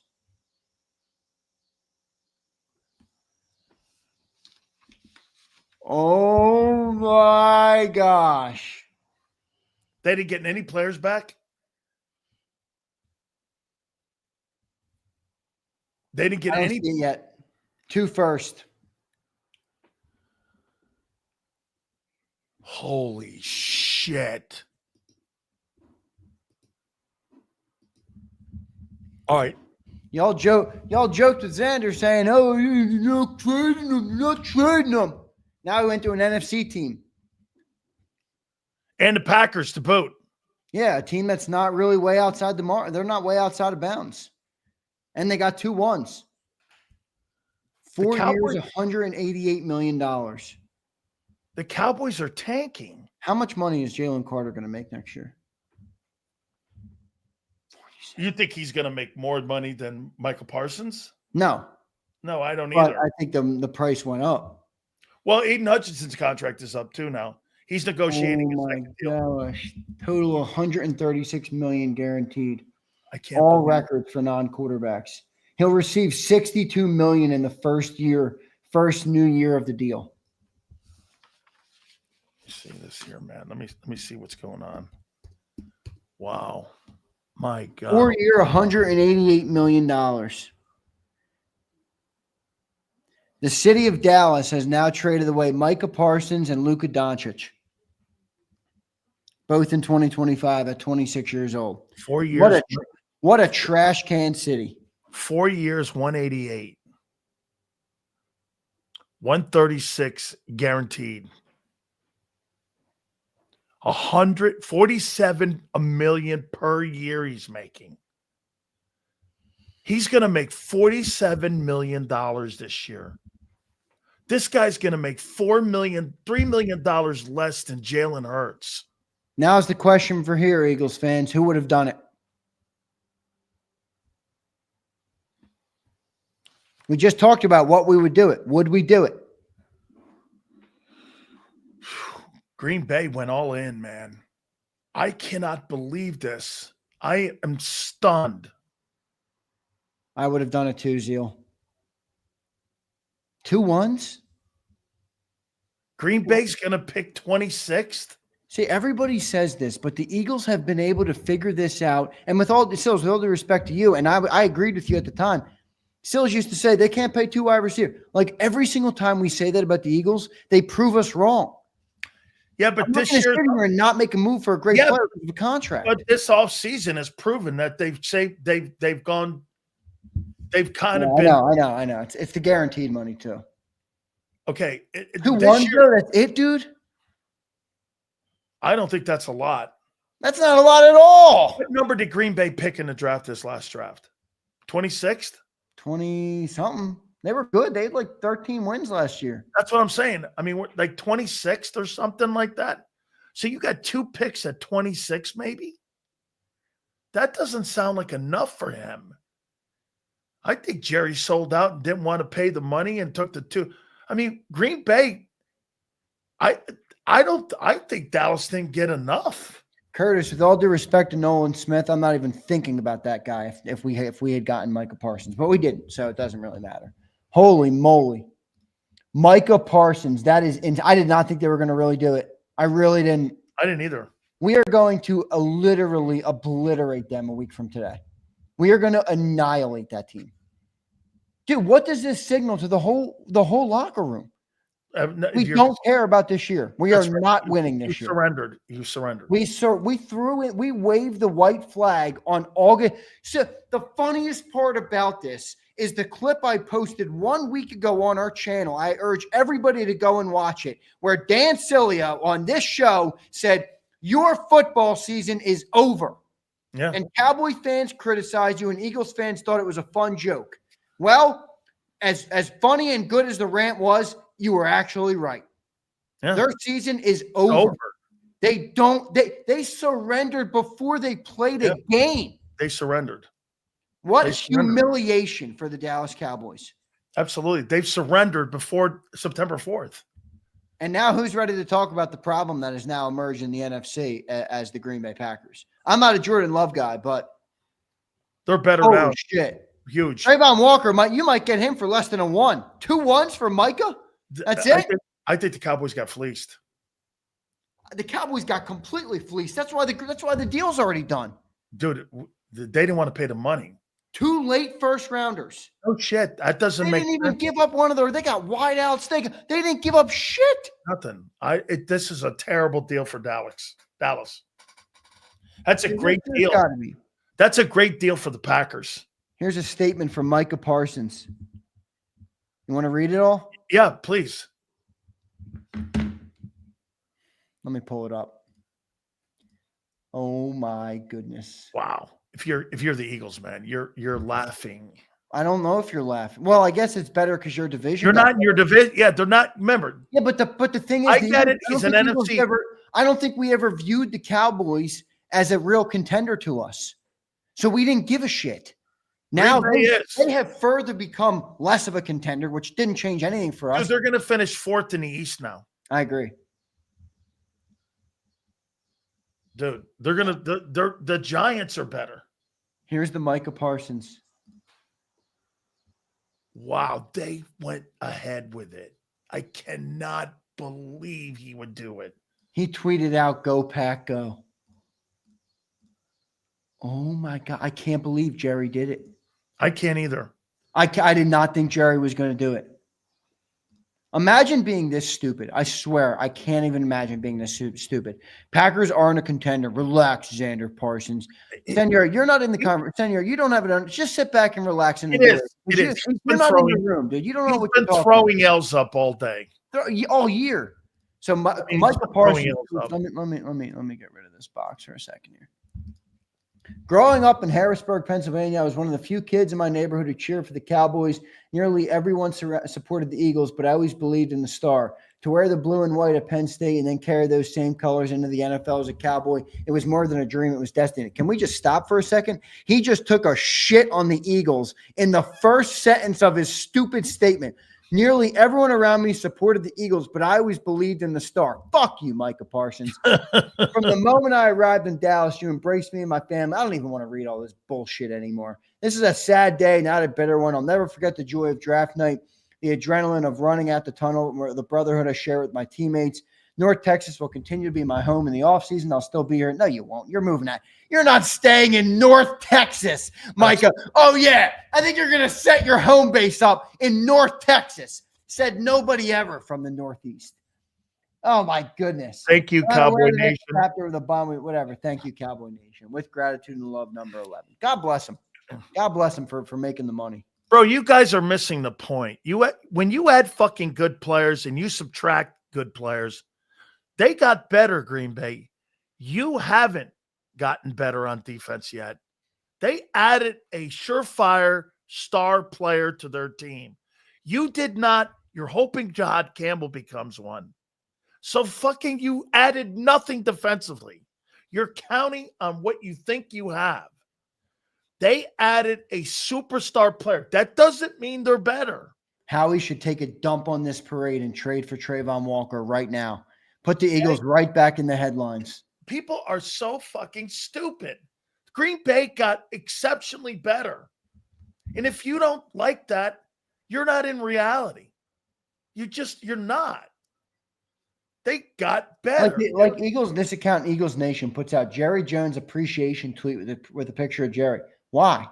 No the doubt. best case scenario for the Eagles would have been them paying Micah Parsons because they're nowhere close to ready to win, and they wouldn't have been able to build out their roster. 2 players at 22. Dude, you didn't get dick for that. I'm thinking they were going to ask for 10 times more than that. What a fucking terrible trade. And you trade him to an NFC team. What's more? What is my boy Mark Holmes up to right now? And by the way, and beat the doorknobs off you in your own building 2 years ago. You give that team that guy? Huge dub for the Packers. Massive dub for the Packers. Bro, I don't get it, man. Everybody worries about the money. I've always been so infatuated by everybody. The NFL doesn't worry about only the guaranteed money. They don't worry about the money. Dude, it's about football players. That's what makes great NFL teams is football players. That's a great football player that just got added to the Packers. Philly 500 says, Mark Holmes can eat shit. Packers got way better. Dallas rebuild begins. Philly 500, this is not good for the Eagles, and I'll tell you why. The Cowboys were never a competitor this year, no matter what. There was no scenario they could even think about competing with us. So they got worse. Who gives a shit? They got worse today. Who gives a shit? The Green Bay Packers, who I didn't think were really a competitor, just cemented themselves as the top 4 competitor in the NFC. How about this? You can make the argument that they've moved ahead of the Bucs now. Definitely. You could make an argument they jumped everybody except maybe the Eagles. The Lions, maybe. And the Lions. Yeah. And the Rams. I think they're right there with the Lions and the Rams. No. I think the NFC, just the top of it. How about this? They're right there with the Lions and the Rams. I'd rather agreed Philly 500 all day. I wish he stayed in Dallas. That's why I don't get it. There's Eagles accounts tweeting Jerry Jones appreciation. Why? We wanted them to pay him. Yeah, you wanted him to stay. Or trade him to the Eagles. Don't kid me wrong. I would have sent 2 ones and paid him that money. I know all the fans want to be accountants all of a sudden, and they want to worry about the checkbook. Hey. I would have gotten that player for 2 number 1s. Absolutely, man. Xander, let's do these supers here, man. Dude. Toker says tanking for Manning? Maybe. Yeah, I think they are tanking for Manning. That might be what they're doing, Toker. That's been my take. That might be what they're doing. MJ says, all due respect, they were never going to get as much as you guys were saying when the trade-in team had to pay 45. Almost swerved my car into the median when you said trade Furts and Mailata. Well, dude, I would have asked for it. Well, you were a little over rich, but I was more in your ballpark. I thought it was going to be more than 2 ones. Me too. I thought they would want a player back, but then again, I didn't realize they surrendered. You know, they surrendered, dude. They fucking surrendered to see. I said this last week. I asked Philly 500. I mean, I asked Mark yesterday, isn't your season over? It's over before it even started. The Cowboys really waved the white flag. Guys, this is the best part about today is that the Cowboys legitimately laid on the tarmac and said, I'm a loser. That's what they said. And they didn't even wait. Normally they wait till the season to start.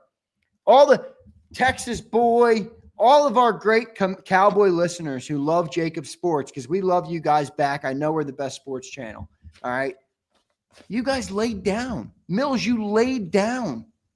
You laid down before the season even started. He's a Cowboy fan, Mills. Hey, Mills.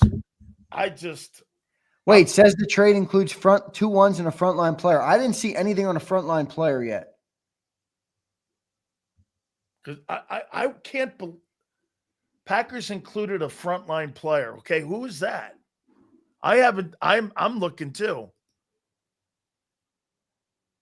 Holy shit, man. Packers are cooked.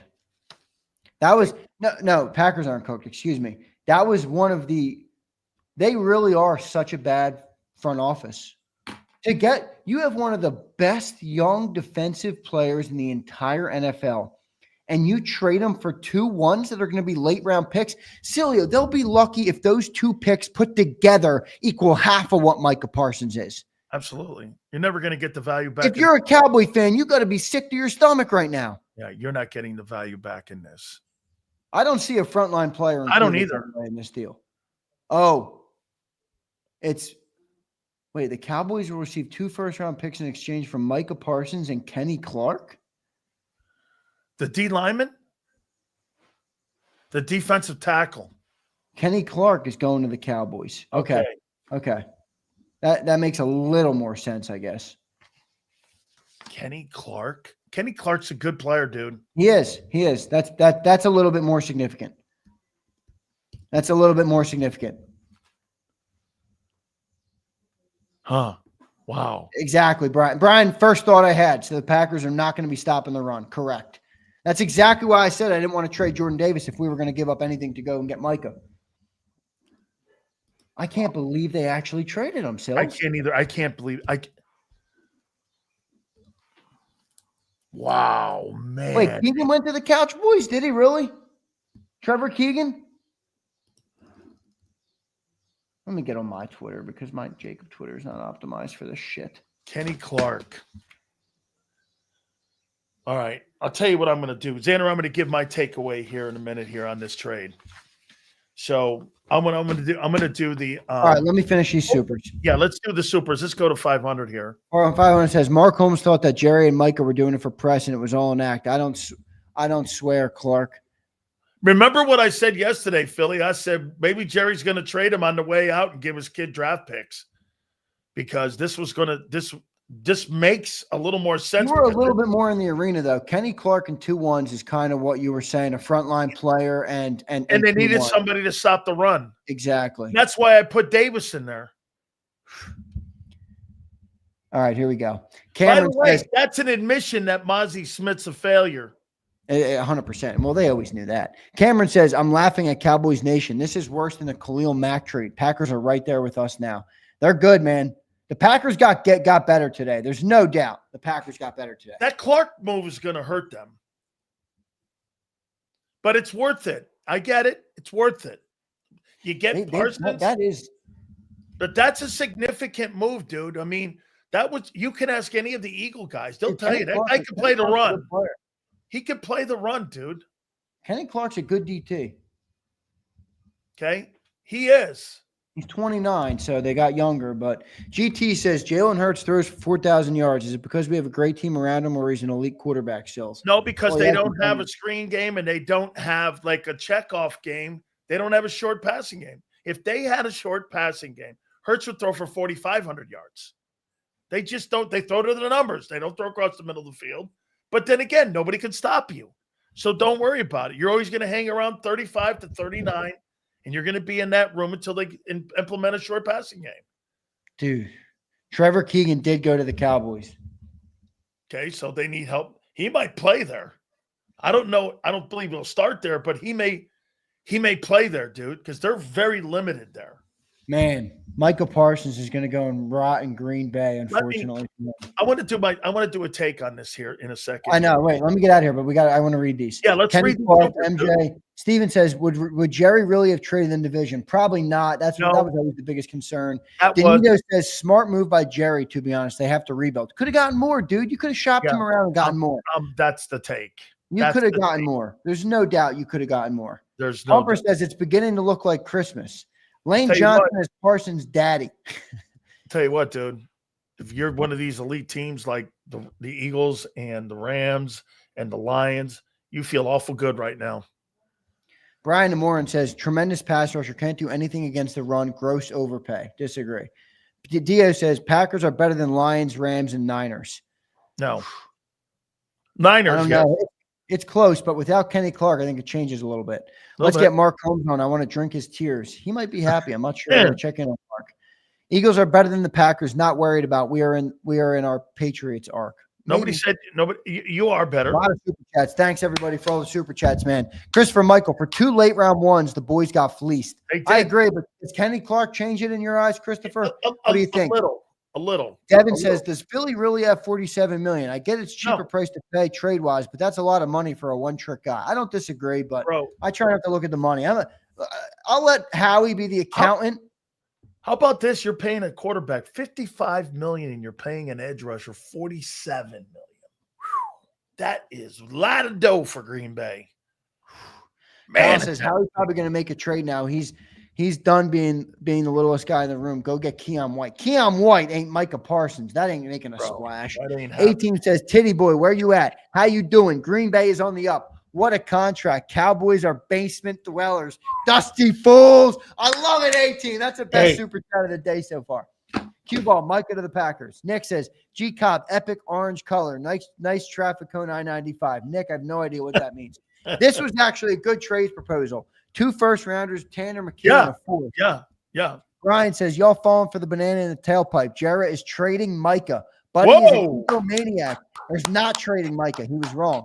Guarantee this fruitcake doesn't get shipped. He said that at 4:22. 10 minutes later, Micah was traded. Micah was traded to the Packers. Micah to Green Bay. You're late, Carson. Wow. Oh, my. Micah Parsons of the Packers. Unbelievable. Thank you, Prince. Thank you, Prince, for waking up and smelling the coffee, Prince. Go get Trayvon Walker. I've been saying it for 2 days. Come on, man. All right. We got to compete. In the NFL, you got to stay aggressive or you'll get lapped in 1 year. That's how it works. Go get Trayvon Walker. Capitalize on this window. I'm out of here, Sills. Hey, dude. Great job. Great day. Everything. All right, you know what the worst part about this is? And you'll understand this. Our content we made before Micah Parsons was traded today is now irrelevant. Guys, great stuff. Good stuff, Big Z. Let me give you guys my takeaway on this. Jerry Jones has lost his fastball a long time ago. And I believe that Netflix documentary is a prime example what shows you what ego can do to a man and to a guy who thinks he understands the game of football and he doesn't. This was a train wreck of a trade compared to Jimmy Johnson's Herschel Walker. If this doesn't tell you any more to the point that Jimmy Johnson built that 3-time Super Bowl champion team and watching Jerry Jones get fucking fleeced by the Green Bay Packers, nothing will ever be a stronger statement. You took a player in Herschel Walker and built a dynasty. You took Micah Parsons, what many people consider a generational player, and you know what you did with it? You turned it into a fucking joke. Jerry Jones will easily go down as the worst general manager in the history of professional football, and the only reason that he was able to play in his own sandbox is because he owned the sandbox. For 30 years, that guy has driven that franchise into the toilet as an on-field football team.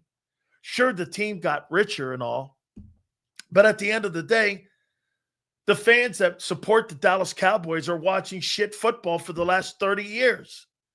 The last time they were decent, Monica Lewinsky and Bill Clinton were a thing. That's the last time they were relevant. They haven't been relevant since. You trade a player like that away for 2 number ones and their late number ones to the Green Bay Packers in your conference, the NFC, and you get Dick back in return.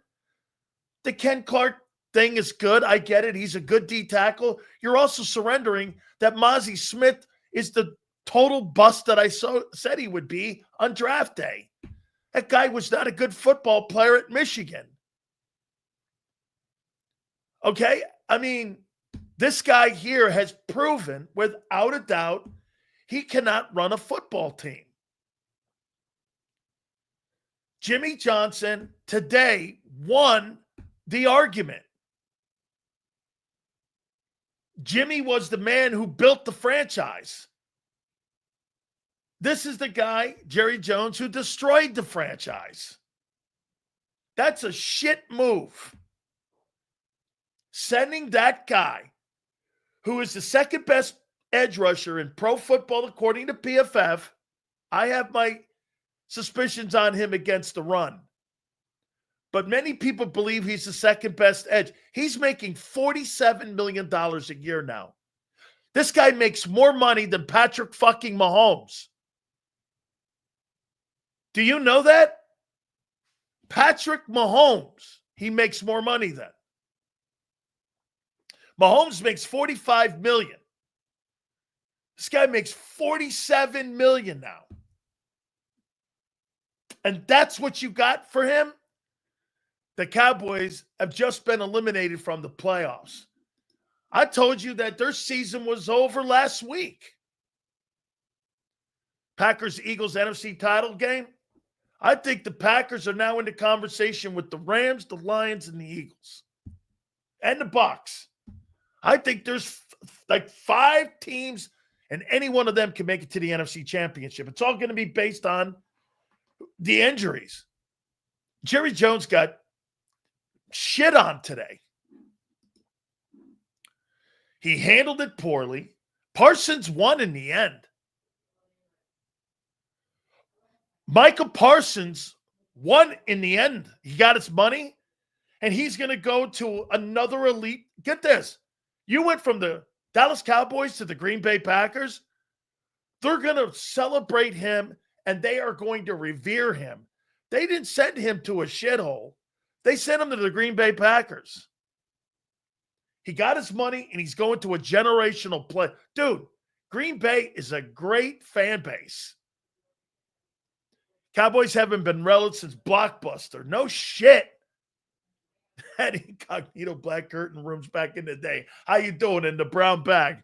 So I'm told. Holy cow. NFL teams, the money's never the issue. And if you can maneuver it around. It was the draft or the lack thereof return. You got a player who's good. Clark's a good run stopper. Okay? You could have got more for this guy. Jerry Sabone had 2 late-round picks and a 30-year-old DT. That's what we just – right. That's what we just said here. Bro, you got fleeced. This is a shitty deal. For that guy? Dude, it's one thing if the Titans made the move and you're picking like 1. That would have been 2 number 1 overalls. That's a different conversation. You trade him to a mid-level team or 22, 25, and when you're down in there, you're at the behest of, dude, there's no doubt they're going to take 3 first-rounders and move up to 1 to get Arch Manning next year. Remember I said that. Jerry now has the same career trajectory as Al Davis. It ended horribly. Xander, I missed the super here. Absolutely. I could have gotten way more out of them. Hey, dude, I'm telling you, you could have. Al Davis fell apart like this at the end, too. He surely did. Dude, man, this is a look. Like I said, though, if you're Eagle fans, you don't ever have to worry about the Cowboys being good for the next half a decade. I'm going to tell you flat out. Remember, mark this day down. All of you guys, you know how you want to keep receipts on things, okay? They're going to trade Dak Prescott next. Dak's next. They're going to trade his ass, and then they're going to go all in for Arch Manning. And they're going to get as many draft choices as they can. They're going to suck as bad as they can. And they're going to go get Arch Manning. And then they're going to rebuild with draft choices. They're going to trade Dak, get whatever they can for him, load up on draft choices, and then move from there. Dak to Cleveland sounds right. I blame Philly 500. He said this on your last show. Lane Johnson celebrated not to face Parsons 2 times. Dude, you just made the road to the NFC champ or to the NFC East title so much easier for the Philadelphia Eagles. And you made it easier for the Commanders, because the Commanders, I don't know what they're going to look like this year. Wow. Dak Prescott's next. They're not going to get rid of CD, because CD's going to be the guy for Arch. Wow. Dallas Cowboys have not done a good enough job in just being a football team for the last 30 years. I mean, Sills, they didn't request Edgerrin Cooper. This is really can't do anything right. Bro, that's a great take. A 30-year-old DT, he's good. Really? Wow. You could, in my opinion, Prince, you could have probably got Edgerrin Cooper and Clark if you asked for it. They're going to trade Dak next, but have to pay at least half his salary because other teams know what Jerry's doing now. Yeah. Dak Prescott will not be on the Dallas Cowboys. I think I tweeted that out. That's funny because I believe that I tweeted that out today. That I said that I said that Arch Manning will be the starting quarterback of the Dallas Cowboys in 2026. Funny, I didn't know. I didn't believe Jerry would do it. I really did not believe he'd do it. So, as we said last week, they waved the white flag. Their season's over. Remember I said they'd win 7 games? I don't know now. 5? 5 ball games? Man. This is positive for the Eagles. Absolutely. Took away the best edge rusher from our rival and significant hurt the run defense, an NFC team. Who's the DT of Green Bay? No, dude, I'm telling you, they're going to walk back a little bit on that, but I'd rather have Parsons. Brian, I'm with you, but I'd rather have Parsons on my team. Mark is livid. Can't blame him. Jerry's stupid. Man, this is insanity. Holy shit. You trade that guy away for 2 picks at the bottom of the draft in the first round. 2 first-rounders. And get this, they're not in consecutive. I mean, they're not consecutive next year in 26. It's 26 and 27, I'm assuming. Is that right? So you got 1 first-rounder next year to work with your own? Where are you going with that? Man. I mean, you got 2 picks for the guy. You basically got Nolan Smith. Or 2 chances to get Nolan Smith. You're never going to get the value back. This trade lowers the cost of us to trade for a DE now. Dude, Aiden Hutchinson is sitting there right now in Detroit because they started negotiations with Brad Holmes. Aiden Hutchinson's going to get $50 million. They just started today negotiating with Aiden Hutchinson. He's going to command $50 million. $50 million. Parsons got 47. This guy's going to get north of that. I mean, like I said, Micah Parsons makes more money than Patrick Mahomes now. That's how insane that is. Let me say this to you about the Packers. Green Bay has been hanging around the 10-win, 11-win, 9-win, hanging around that room. Well, they got better today. Let me rank the teams in the NFC right now. Going into the season, Eagles 1. I'm going to go, well, wait a minute. Is Stafford healthy? Going Lions.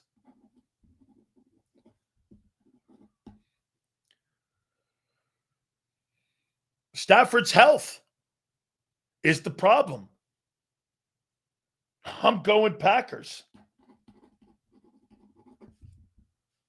I'm going Commanders.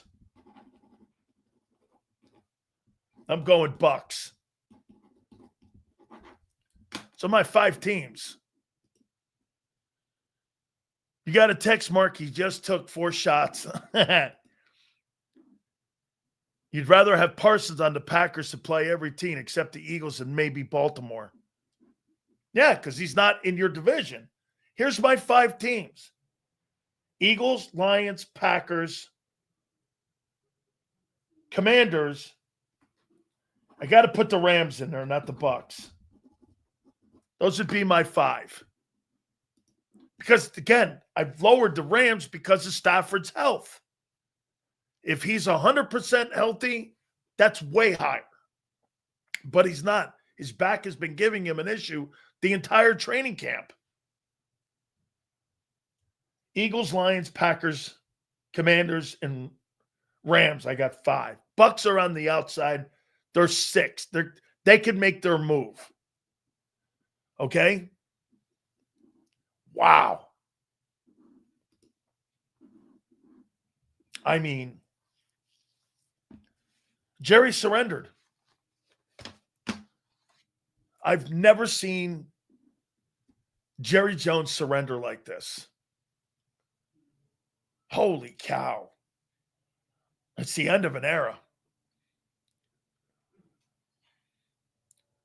Okay? Dallas will be picking in the top 10. They'll be picking in the top 10 with their own pick, yes. And then they'll have the additional picks. Prescott to Minnesota makes sense. Or Cleveland. Seals Micah on the Packers is bad news for Jared Goff. Yes. And also for the kid in Chicago. I got people blowing my phone up. Test Jerry Jones for dementia. Jerry's thinking about golf in January. Wow. Green Bay got better. Hey guys. Seals, are the Cowboys going to be checked on September 4th? Dude. I mean, if you're the Dallas Cowboys, let me put this out there to you. So if you're a player on that team right now, and you just traded away that player, and you traded that, what are we, 7 days out from the opener?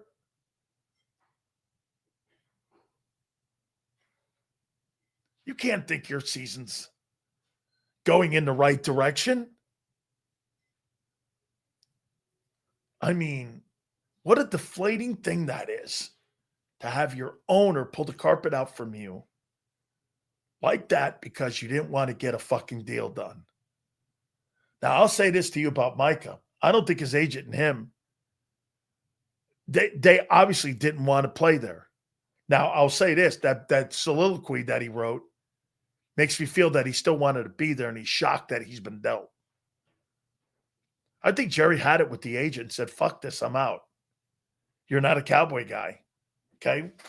Well, he ain't now. Listen, I thought he was worth more. Jerry Jones didn't. And I'm not a Parsons guy. I'm not a Micah Parsons guy. Wow. Demoralizing for the players, coaches. You walk into the locker room, your entire locker room's demoralized. completely demoralized. I mean, that would be like the Eagles trading away A.J. Brown tomorrow. We traded A.J., and you know what you got back? Future draft picks. Nobody, like if you traded A.J. and it was some Aiden Hutchinson, and you went, well, you know, not what I wanted to do, but you see the value. You traded away a meal that was basically like a gift card that you get to use in Christmas. You don't get to use it now. You get to use it, you know, during the holidays. What? Demoralizing. Yes. Jimmy Johnson's laughing now because he won. This is the worst deal the Cowboys have made in 35 years of him owning the team. This is the worst deal they've ever made.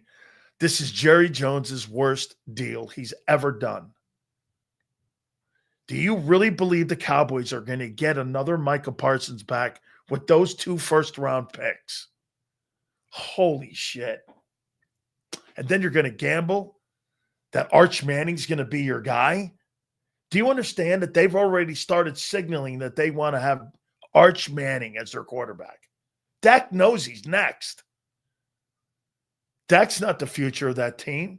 There is no future.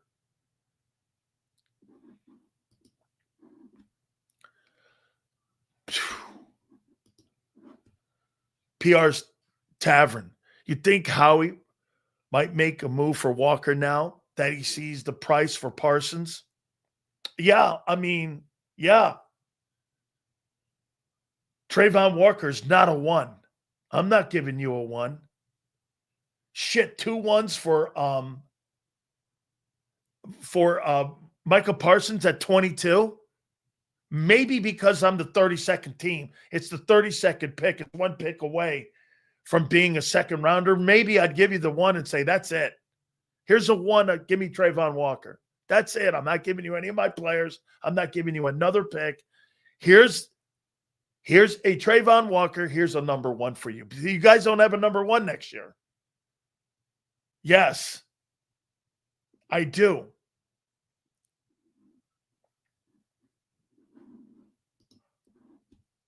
Seals, they traded him in August when they could have done it earlier in the year, saving money and potentially getting more. Jerry Jones is a terrible general manager.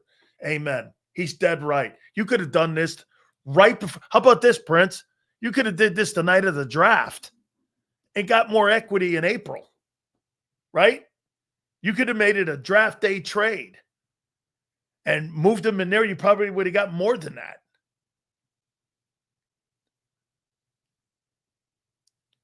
Can Lane not block Micah in a Green Bay jersey now? No, bro. Green Bay got better. What do you think, Green Bay? So great. According to him, Green Bay didn't get better. Is that what you're saying? The Green Bay Packers now put themselves in a position where they're in the probably top 3 in the NFC with a shot to get to the NFC title game. I think the young GM from Jacksonville, Gladstone, wants to fleece Howie. He making it real hard. Tavern, thank you so much. Exactly. Howie knows the price will be cheaper. Love the show, man. Love that you're here, and thank you very much for the super chat, my friend.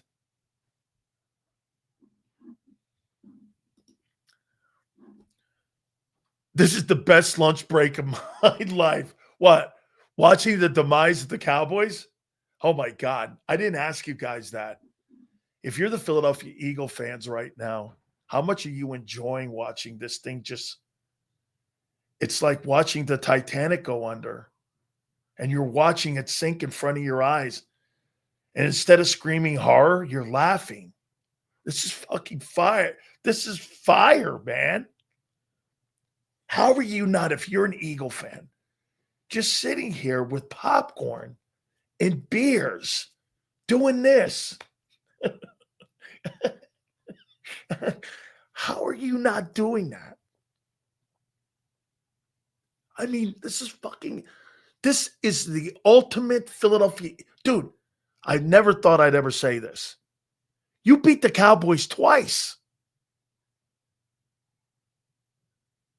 You beat them twice now, and when you play them next Thursday, you've beat them twice.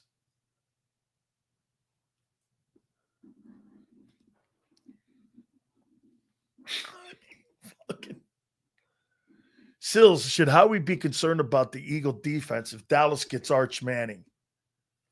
Dude, Arch Manning's going to have, if he does come out, he's going to have a long way to get back on top again. And let's see how he plays against Ohio State. It all starts with winning the division. The Cowboys made it easier. I still think it's good for the Birds. It is. Absolutely it is. Dak's next. Great. That is kills the Cowboys, but also makes another NFC contender stronger. It does. Green Bay is better. I know some of you don't want to say that, but Green Bay's better now. Says Jerry Jones told the fans not to lose sleep over it. Well, just like the Giants, it turned out to be a nightmare. Check out Netflix, though. Bro, my phone is blowing up.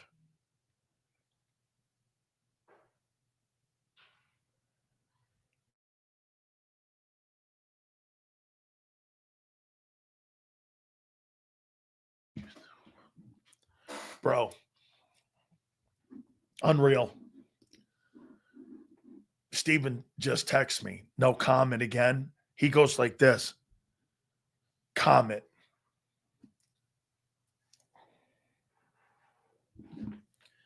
Let's see here. Let me just text Jerry back or Steven back.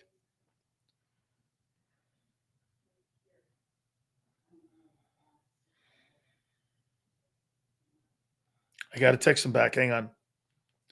Thank you for responding.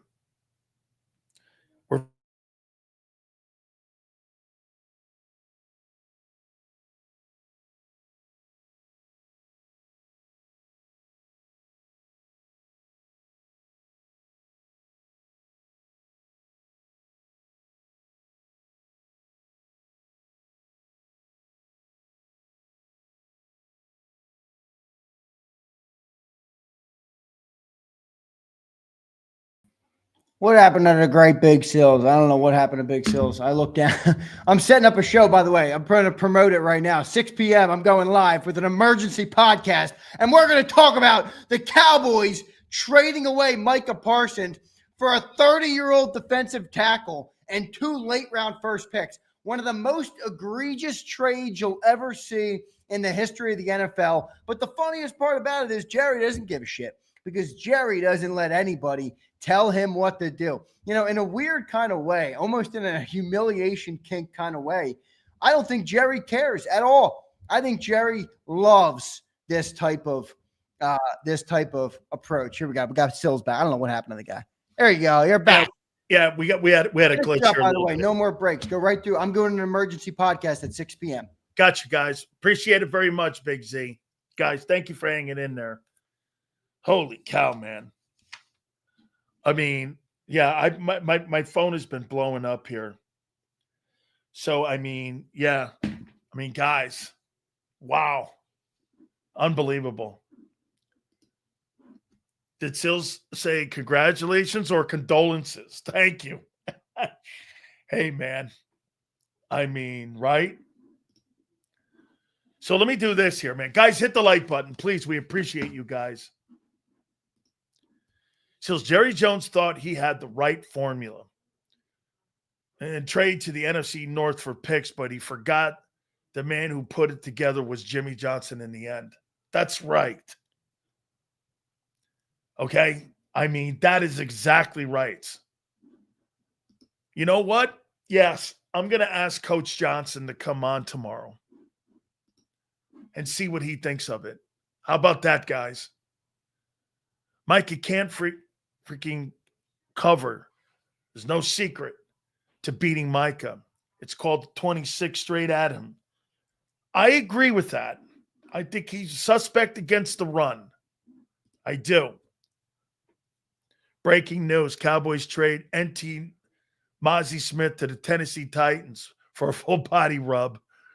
The game. I don't know if they'd get that for him, dude. He's not very good. I can't believe he did it. I'm a bit behind. Did Sileo say Micah's agent gets 10%? Somewhere between 5 and 10. Dude's agent gets 3.5. Not shot. Micah's agent's got 10%. He would get 3. I don't know what you're talking about, dude. If he of that contract, whatever that contract is, he got $18 million. You having Jerry Jones on tomorrow? No, not Jerry. We can get Steven, but I doubt they're going to want to talk right now. Michael Irvin, too.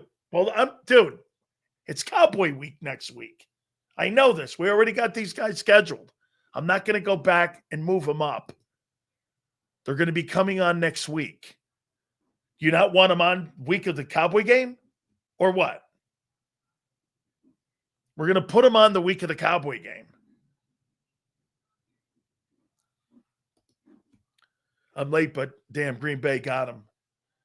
Green Bay got him. Dallas got nothing. They got totally nothing.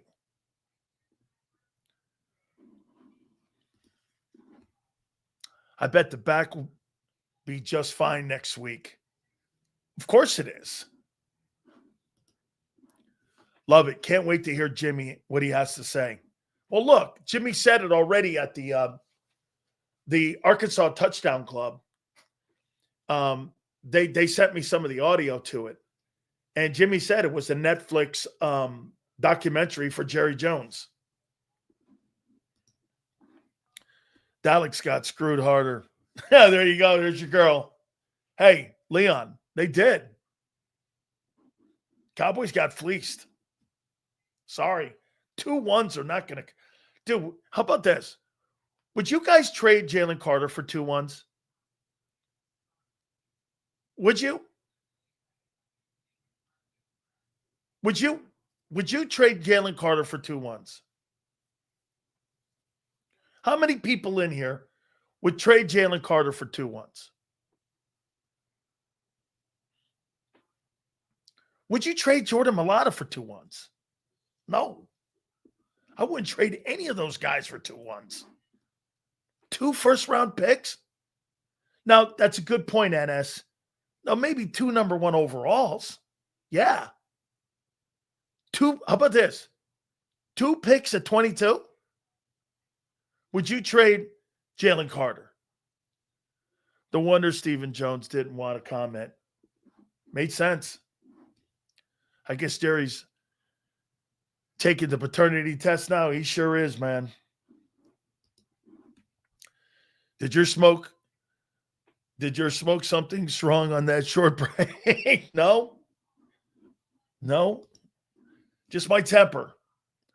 Dallas was tanking even before the shit show move. I agree with you. I thought their season was over last week. I still think that for him. I do. He's 10 times better than him. Dude, Garrett's the best player in the league. Parsons is not.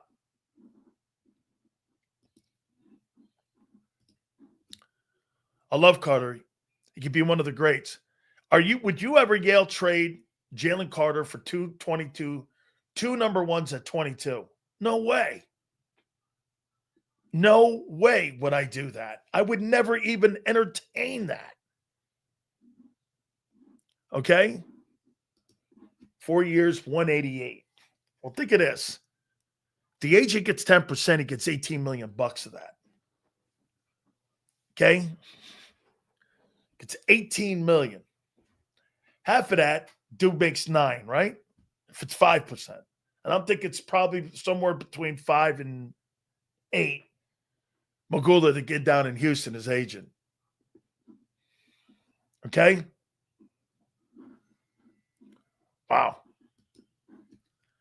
I love when teams overpay players because they don't have any money left to compete with us. Look how Howie has stacked the Eagles with so much unproven talent. I don't know if that's a great thing on the defensive side of the ball, but I'd rather have the Eagle problems than the Cowboy problems, but in tenfold. Sills, they will play against each other on September 28th during prime time Sunday night football. Wow. That is going to be – but then the Cowboys by then, September 28th, I mean, the Cowboys may have 2 wins on the board then. They're going to need it. Cowboys are just not going to be good this year. Who the Packers going to give up to make a roster spot for Parsons? I don't care. Pick one. Dude, you just traded a guy and you're going to pay him $47 million. Who cares? In Dallas too? Wow. Parsons, oh my God. So he pulls a Brett Favre off and the guy has 5 sacks in the game.